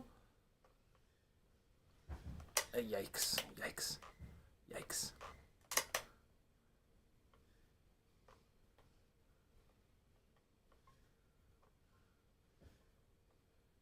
Get in there. Ooh, the fan got me again. Okay, fan, I see you. Oh, right into the couch.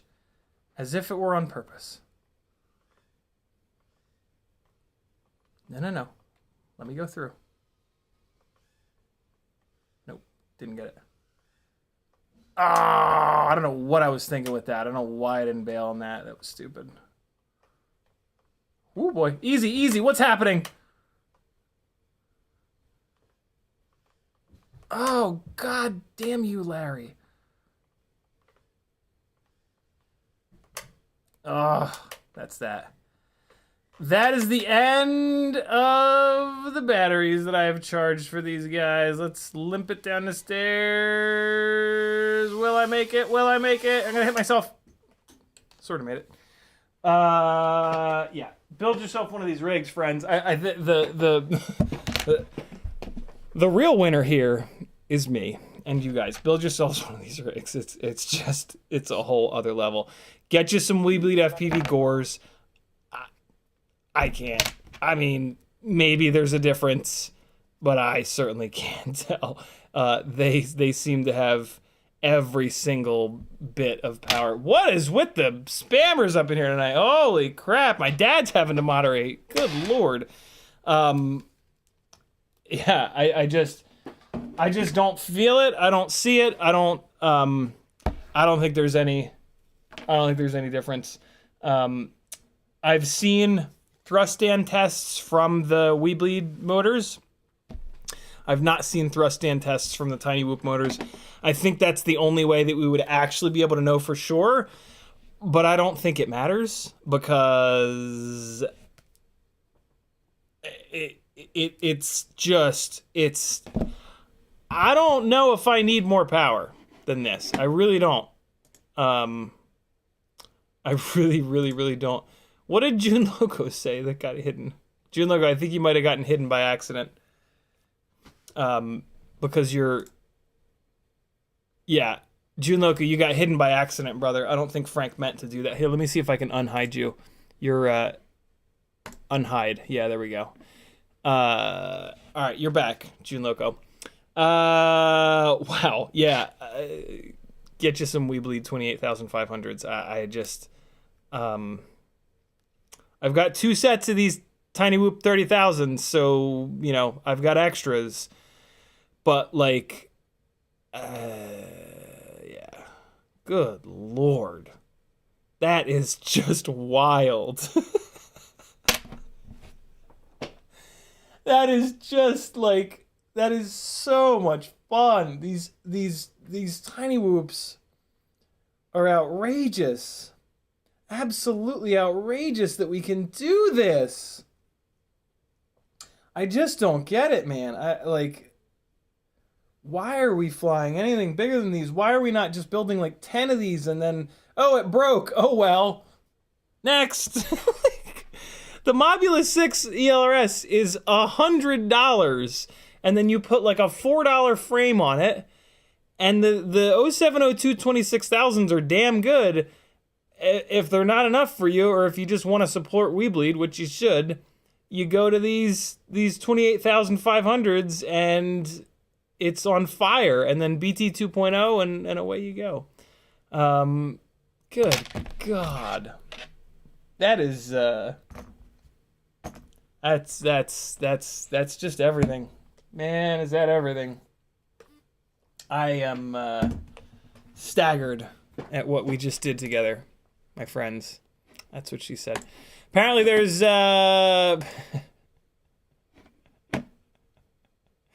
dad emails me and the subject of the email is nudes. And then there's a picture of like 1-year-old me, not even like 1-month-old me, just naked. You guys don't This is the one. You guys don't get to see that one. This is not a smut channel, but you guys do get to see this one. Hold on, let me close my email. There we go. There it is. Hold on. Let's there it is. What? Stay bigger. Hold on. There you guys go. There's your boy. Holler at your boy. Holler at your boy. Hot mess even at birth. That's me. I can't sleep. 3 hours of sleep. Wait, what is it? He is face to the right. Here, what? This is to the right.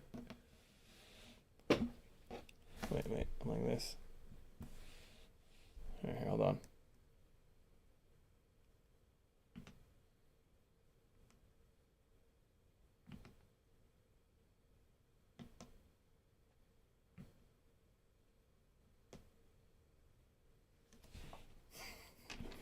There you go. I just swallowed spit. Hey, huge shout out to WeBLEED FPV.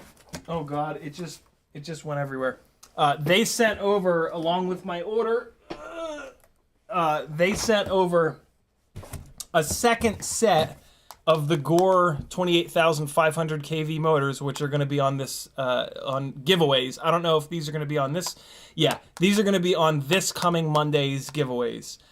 So join the Patreon now if you want to get in on this. The Tinywhoop and toothpick tier is only $5 a month. That's like, I don't know, 13 cents a day. So yeah, these motors are going to be in this coming Monday's Tinywhoop tier giveaway. So you can either join the $5 a month tier and you'll get entered into the Tinywhoop and toothpick giveaway every other Monday, or you can jump onto the $30 a month tier, and that puts you into all 4 of the giveaways that I do every other Monday. So that's going to be your chance to win these Gore Edition motors. Even the $30 tier is cheaper than going and buying yourself a set of these motors. See what I did there? Look at all this extra stuff. He sent some koozies. I can't drink beer because my stomach is a jerk, so those are going to be in some of the giveaways.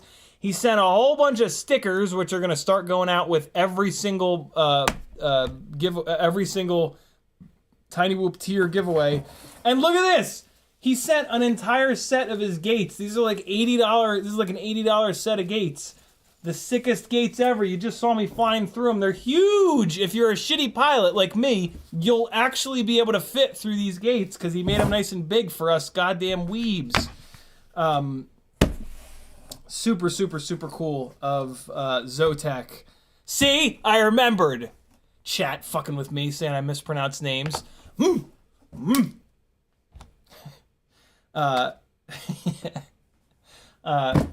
Huge thank you to WeBLEED FPV for supporting the increasingly difficult task that is being a full-time FPV something or other.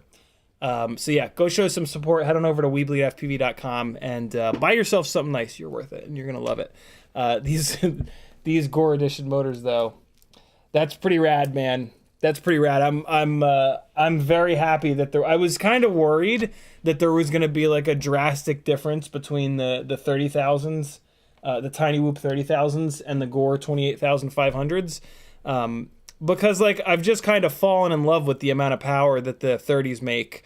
I am just pleased as punch, though, that I can't tell a difference.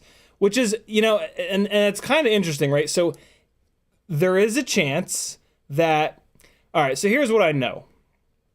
I have heard from reliable sources that one of the reasons that we were not getting higher KV Tinywhoop motors was that the manufacturers were saying that they couldn't wind the motor to be a higher KV than 25,000. And so by that, we know that, like, you know, so it's hard. What we know there is that it's hard to wind these motors north of 25,000 kV. That was back in the days of 0802s. Now we've got 0702s. The stator poles are even smaller, making it even harder. So now we get like, so one of the other problems that all motor manufacturers bitch about is getting an accurate KV rating. So there's a chance that the 30,000 kV motors are actually like 28,000 or 28,500 or 29,000. There's also kind of a chance that the WeBLEED 28,500s are closer to 29,000 or 29,500. So yeah, that's like kind of conjecture though. I mean, that's just me like kind of spitballing. I do think, my guess is that the tinywhoop.coms are 30,000. And I've seen data, thrust stand data, that shows that the WeBLEEDs are 28,500. So I bet you that is the case. What's interesting is I wonder if 30,000 kV is actually too much, and maybe they're not able to get, once they're loaded on a prop, maybe they're not able to get all the way up to that kV, and maybe that's why I can't tell a difference between the two of them. The difference that I could definitely tell, though, was batteries that are old and just beaten for the last 8 months with probably close to 100 cycles on them versus an absolutely brand new version of the same battery. That is the difference that I could definitely feel in tonight's testing. But I'm not feeling a difference between the Gore 28,005s and the Tinywhoop 30,000s.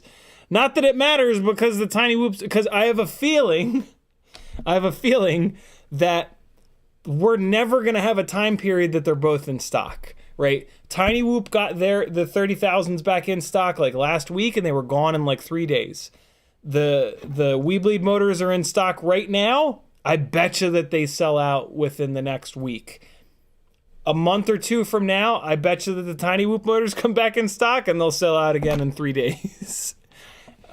At some point, I'm sure the WeBLEEDs will come back in stock and they'll probably sell out in 3 days. You know, so I don't think we're ever going to have a time period where we actually have to choose between the two. I'm not going to tell you who to pick, because Zotek is an awesome dude that's been a huge supporter. Jesse Perkins is an awesome dude who has supported me in ways over the years. Not as much as Zotek, but, you know, it's not a contest. So you can't go wrong with either. But the WeBLEEDs are in stock right now, so go get you some before they're gone, because they're going to be gone. So, yeah, go grab some, and then they'll sell out. And then at some point, one of them will come back in stock, and then buy them. And then they'll sell out, and then the other ones will come back in stock and go out and buy them. So, yeah, you really can't go wrong with either. I'm absolutely thrilled that the Gore 28,500s, as far as I can tell, give you every bit as much power as the 30,000s. You know what would be interesting is to look at the run times. I didn't pull the batteries down the same amount. Technically speaking, I guess what we could look at the run times and the ending battery voltages, and if the 30,000s killed the batteries quicker, then technically they do make a little bit more power, because they're not going to magically be less efficient. They're made by the same company. So yeah, if you really wanted to dive into it, you could rewind and look at the run times on the 5 batteries that I flew and compare. So, but I can't tell a difference.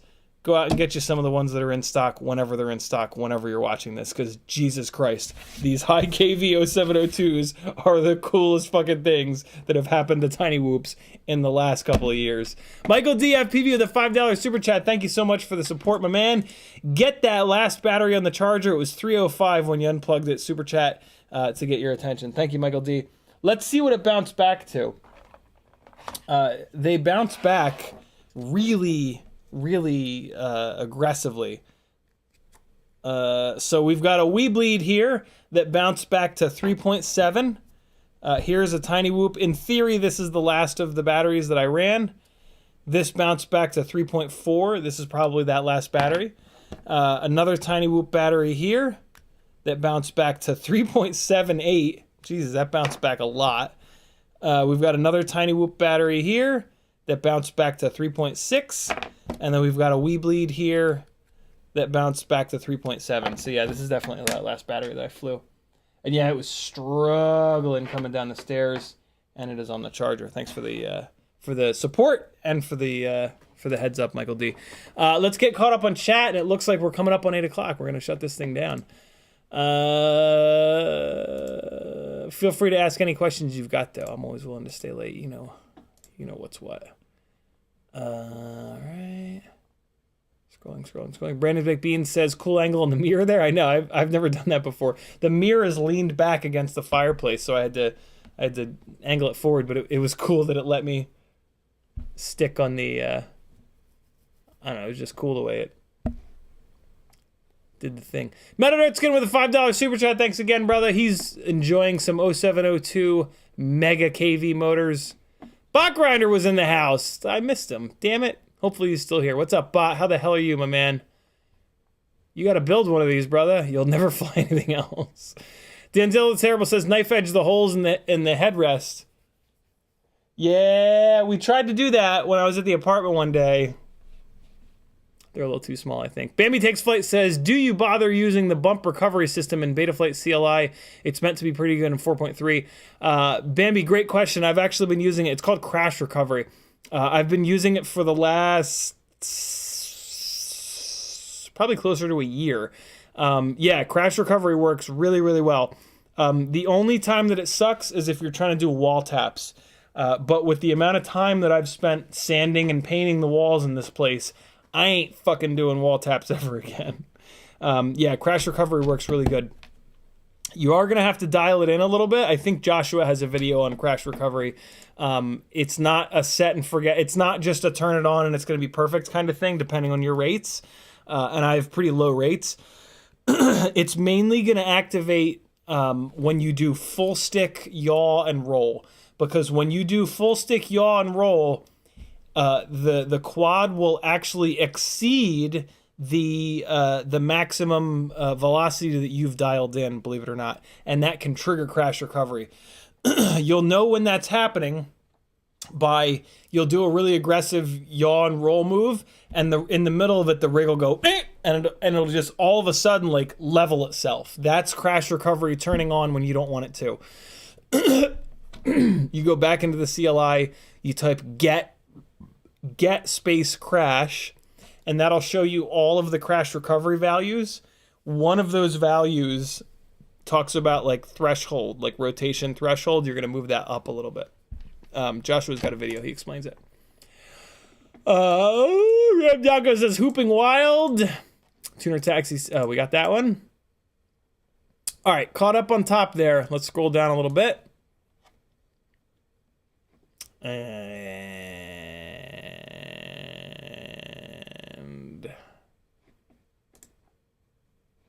okay, here we go. David Ciotti says, check your email. I did. I put up the picture a minute ago. The clothed picture a minute ago. Michael D says, you got mail. Baby Takes Flight says, Michael DF, you got mail. Denzel the Terrible says, we requested them. The baby pics. Yeah. Baby Takes Flight says, sorry, I think I accidentally started a coup. It's all good. Bambi also says, also, do the 0602 motors still exist? They do. Tinywhoop.com has some, I think they're 0603. But yeah, there are some 06 motors out there. I'm curious about them, but not curious enough to put the time and money and effort into trying them, mainly because these 0702s are so good.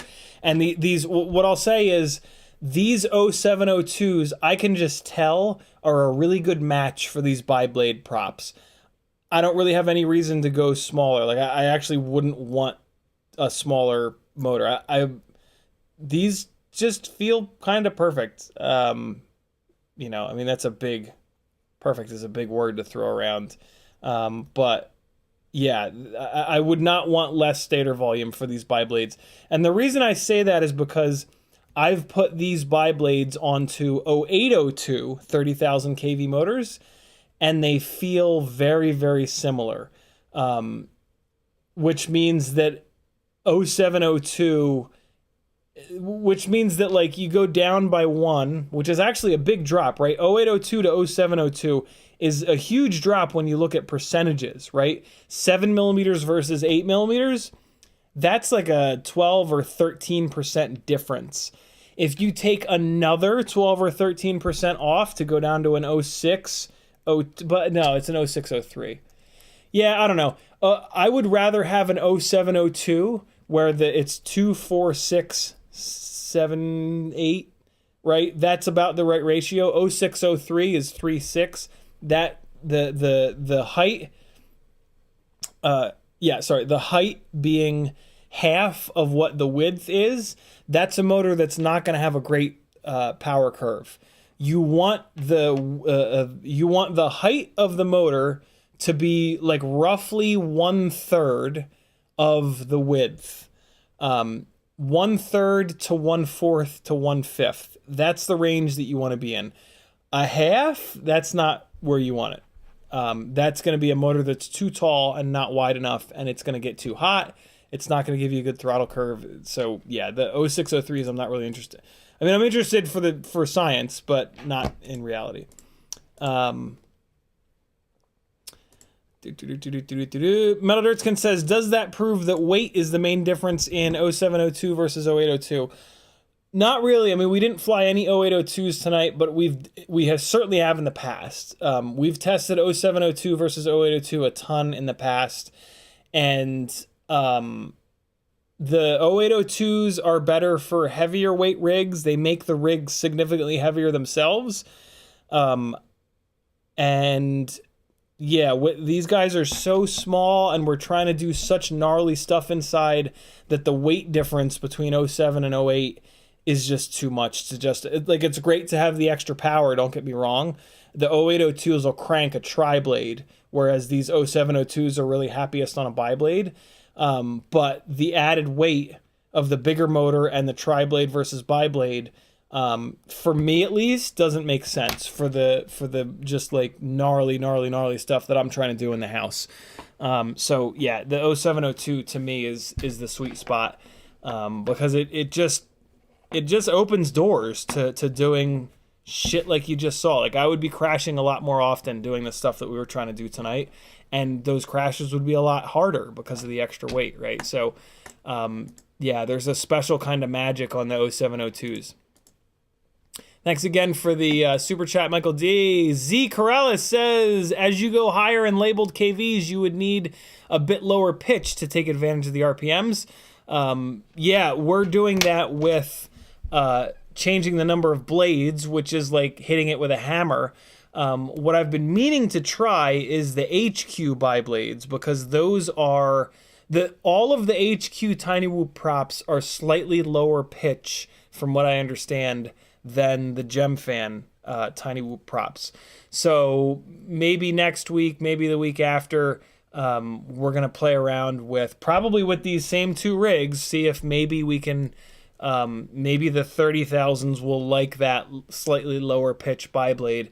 The problem with the HQ props is they're just not, like, the blade design just doesn't look as sophisticated. It just looks more like Fisher-Price My First Propeller design. So it kind of weirds me out. But a lot of the racers like them, so I know that they do work. But yeah, I don't know.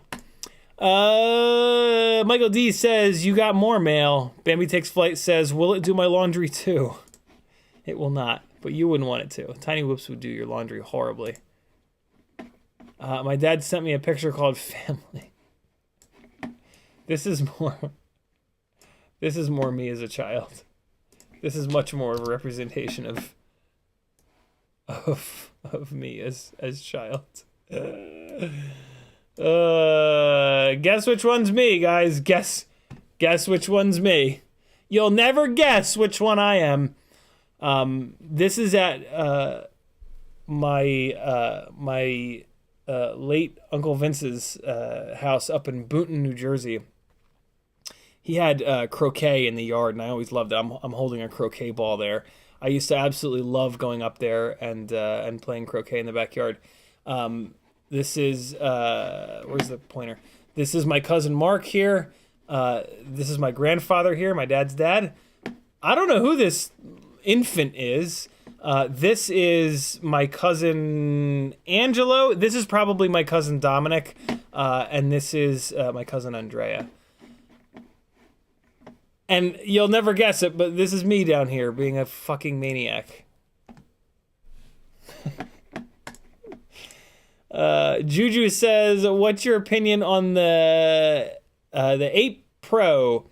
I've been flying mine, getting decent results with stock everything. I used older FR Sky XM Plus.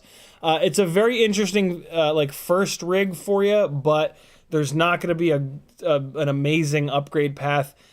Oddly enough, that baby ape uses the same motors as my very first rig 6.5 years ago. The original old school old school Baby Hawk, Emax Baby Hawk, the white plastic one, came with these awful little 1105 motors, which were actually 1104s, that were made for a little photography drone. They were never made for FPV. And they weren't awful. They were awful. They weren't awful.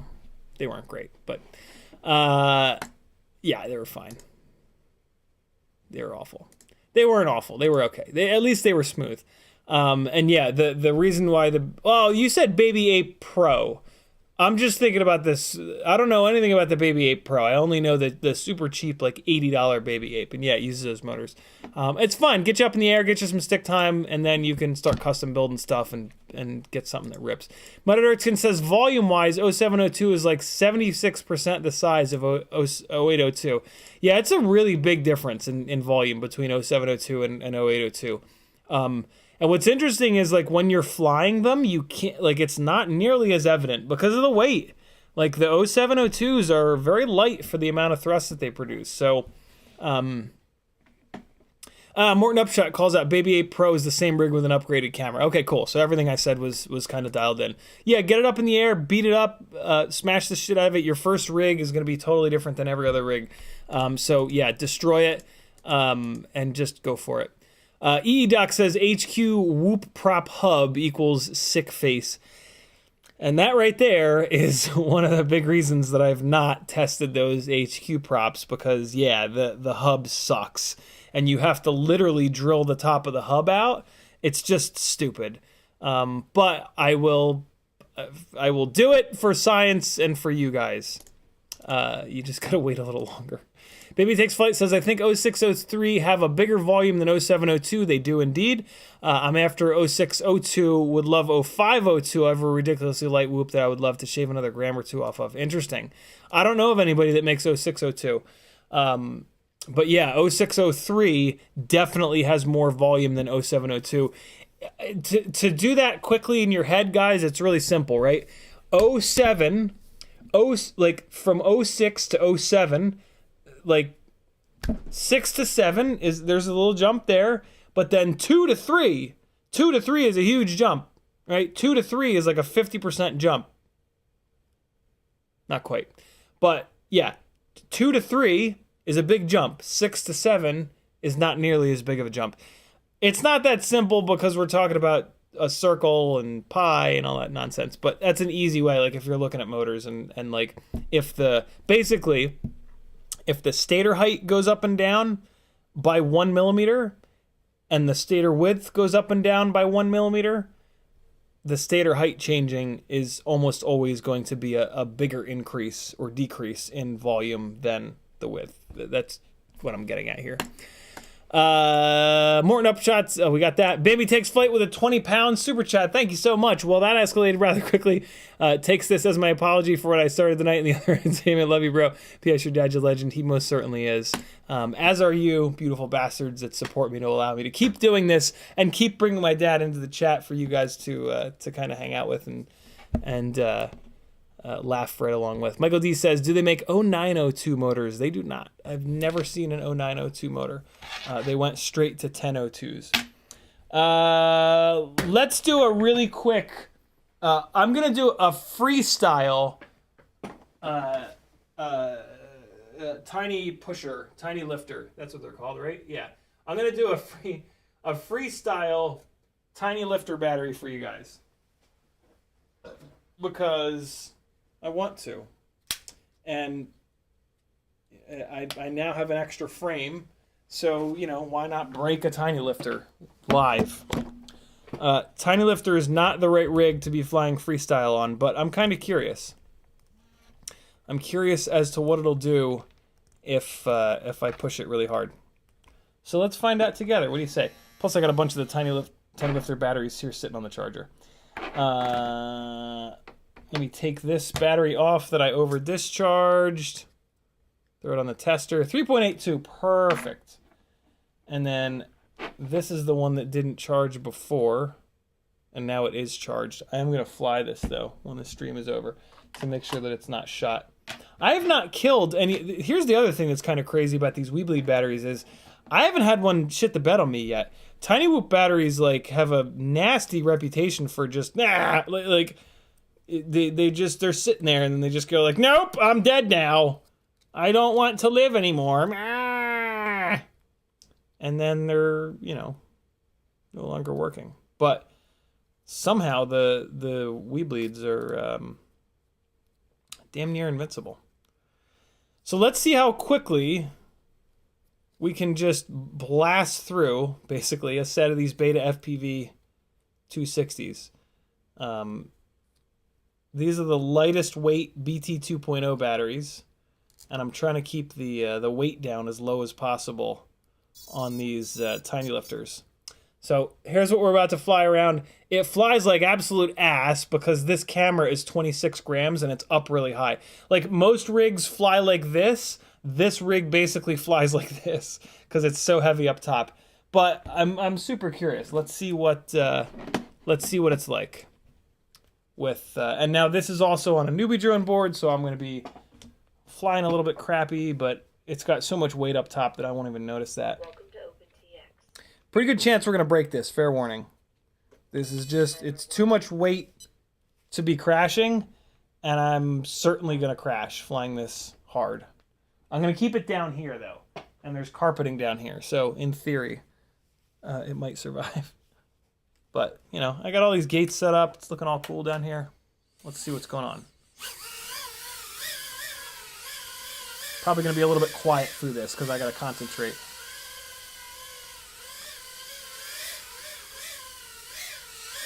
Oh, boy.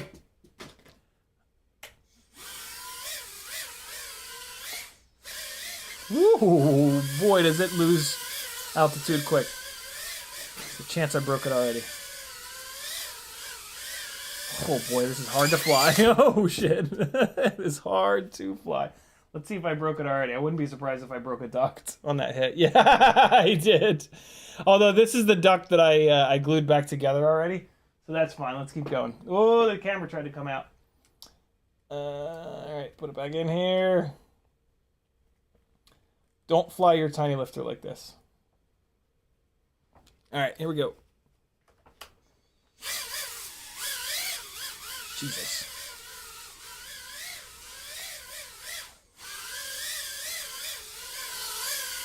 I really want to try to power loop this, but man, it does not have... Oh, God! I can't believe it did as good as it did. Man, it struggles to turtle mode back over.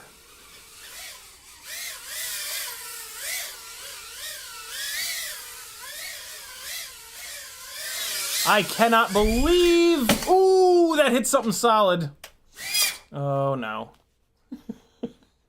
I cannot believe that I can do any of this with it. Oh, it's in the painting tray, filled with painting stuff. Camera stayed secure this time. The duct didn't break. The runtime's not terrible either. It's kind of wild. All right, here we go.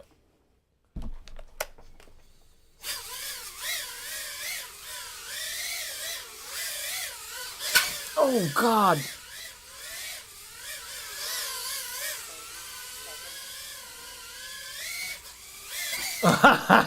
The couch ate me. Come on. Get out of there. Let me just go get it. I may not be the laziest person in the entire world. Just the laziest person in this room, that's all. Alright, should get another second or two with these batteries before they're dead. So this is the Tinylifter with the newbie drone. God damn it. The newbie drone 1102s. 10,000 kV, and this is running 2S. Oh, God, that was a terrible, dumb, ridiculous crash. Yeah, so this is one of the things I'm scared about with this rig, is that when the battery comes down a little bit, you can't turtle mode it over. The Insta360 Go is just a little too heavy up on top of this thing. To be able to cleanly turtle mode back over. Look how loud this thing is in here, especially compared to those other rigs.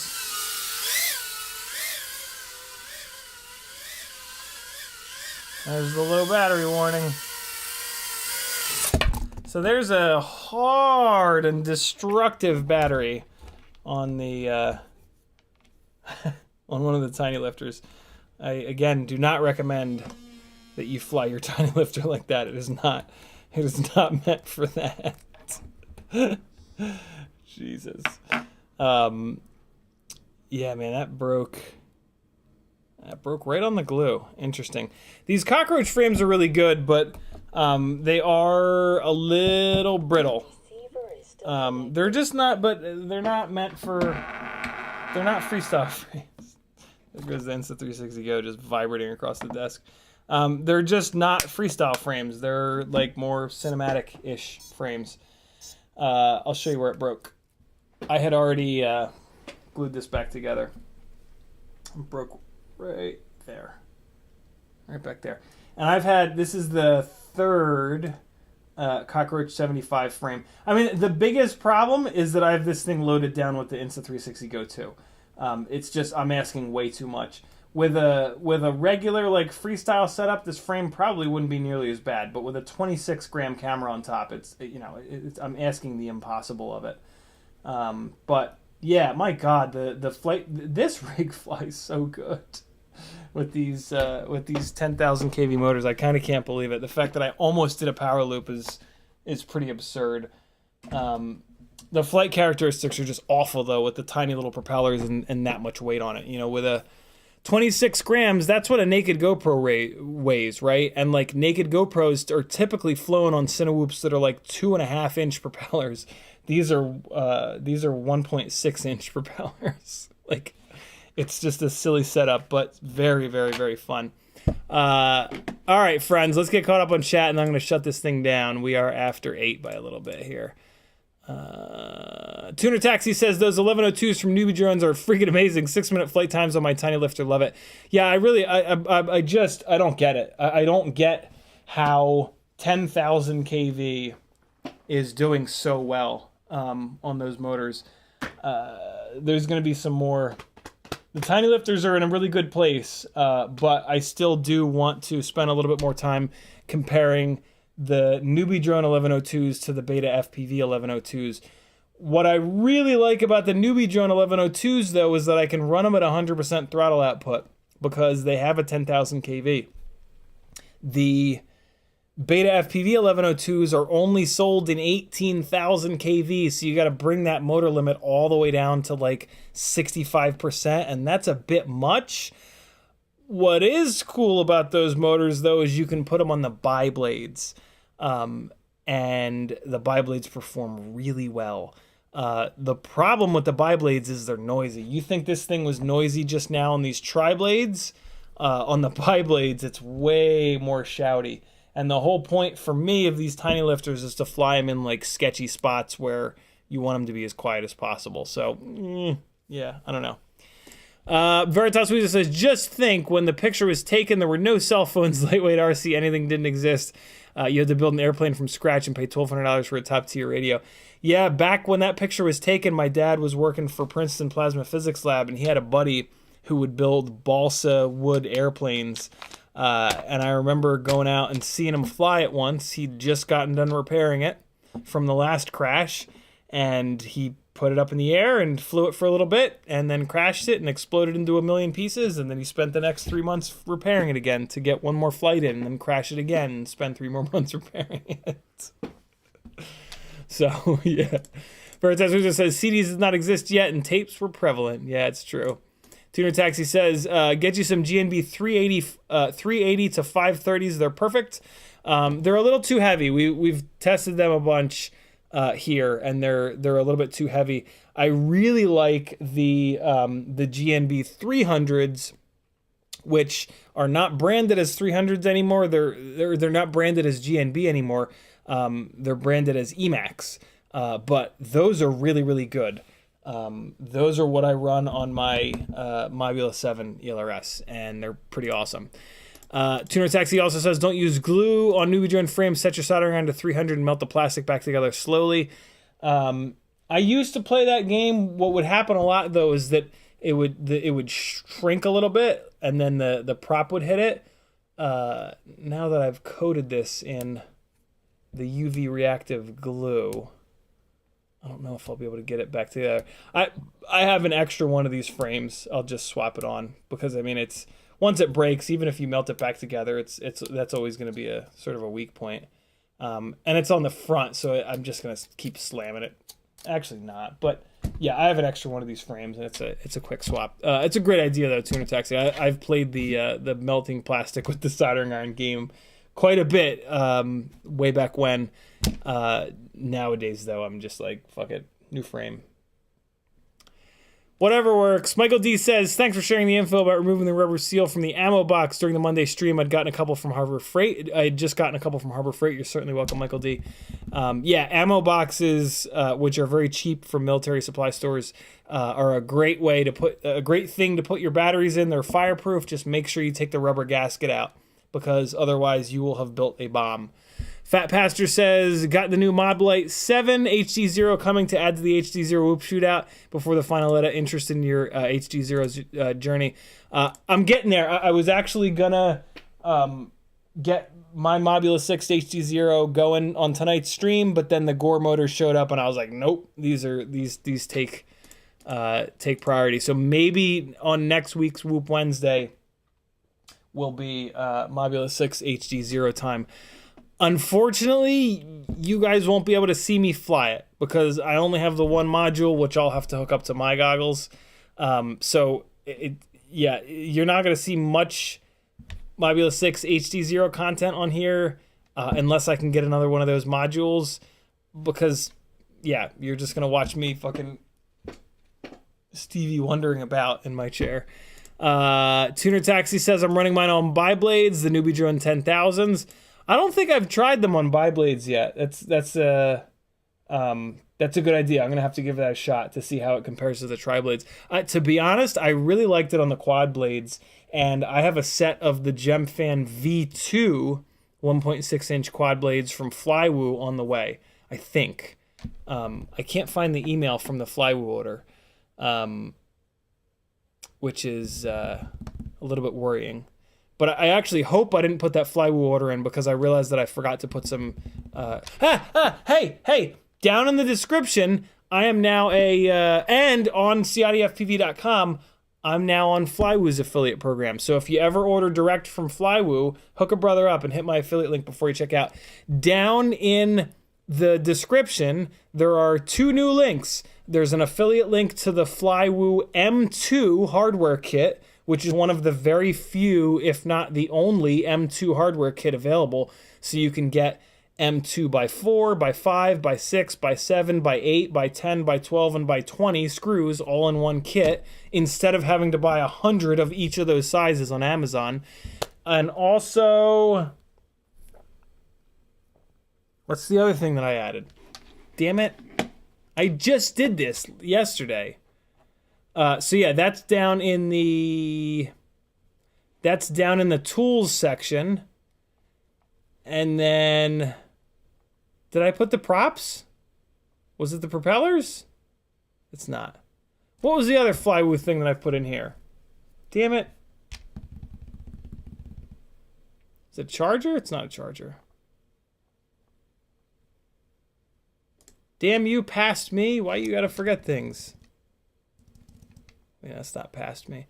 What's the other really good thing that Flywoo... No, it is the props. Yeah.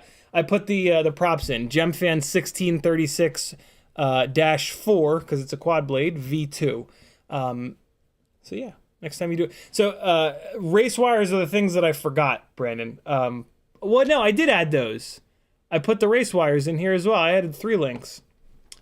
Where did I put the race wires? In with motors? Yeah. There they are. There's the Flywoo 9x15 race wires. These are what I forgot to order. I ordered some of the props. I ordered a couple other little random things. And I meant to order some more of these 9x15 race wires. If you want to put race wires on your micro, none of the normal race wires that are 20 or 25 millimeters long will fit. You need these 15 millimeter long ones. And these are 9x15, which 9 is nice and fat, so they've got like realistically sized pads to solder to. The other really short 15 or 10 millimeter long race wires have microscopic pads on them, and it's just horrifying. So yeah, if you want race wire, LED race wires on your micros, these are the ones to get. And unfortunately, you can only get them from Flywoo's website. I've not found a single other website that sells them. Kind of annoying, but Flywoo ships pretty quick. They've got all kinds of cool stuff on their website. And I'm on their affiliate program, so hook your boy up and click that before you check out. Jason Crabtree says, honestly, the obsession with bigger and better transmitters has gotten silly for us. Most of us don't need more than 8 channels for a quad, and they're stupid cheap compared to old radios. It's true. June Loga says, I'm sure you're on it, but E6000 works great on Whoop frame fixes. E6000 is great for the flexible Whoop frames, like the Meteor 65 and like some of the smaller ones. The Cockroach 75 Whoop frame is a harder, hear that? It's like a harder plastic, and E6000 is not quite as good. It's a little too bendy for this frame. So in this case, on this frame, I prefer the UV reactive, the UV reactive glue, because it hardens to the same sort of hardness as the material of this Cockroach 75 frame. But to be honest, none of them work all that great. Like, the Whoop frames are so cheap to replace that just snag one and just use whatever glue as a momentary fix while you're waiting for them to, the fresh one to get to you. Isaac Mitchell says, I've got some on the way and sending some to you. Thank you very much for that, Isaac. I got myself a couple of sets because I got set up on the affiliate program and there were a couple other things on there that I wanted. But I do appreciate it. Isaac, yours will probably get here sooner than mine, I think. Michael D says, everyone chip in now for the CiottiFPV Needs an Elgato Camlink Fund. So I would need both the Camlink and another HD0 module. So we're talking about like $350. So that's a bit much for one rig, right? Like, if for some reason I fall in love with HD0, that's a different story. But for right now, let's chill and we'll make sure that rig actually flies good. 4 extra grams is an awful lot. I have a feeling that I'm not going to love that rig because of the extra weight. It'll be cool, but I'm not going to be able to do the shit that I was doing upstairs with it. Unless magically I can, but I really doubt it. But we'll see. We'll see. Fat Pastor says HDMI splitter. I guess that's going to be a bitch, though, because I'm going to have to, like, hook the HDMI up to my goggles and then into the splitter, and then I'm going to be, like, tied. Yeah, I don't know. We'll figure it out. Let's see if it flies okay first, and then we'll play around with it.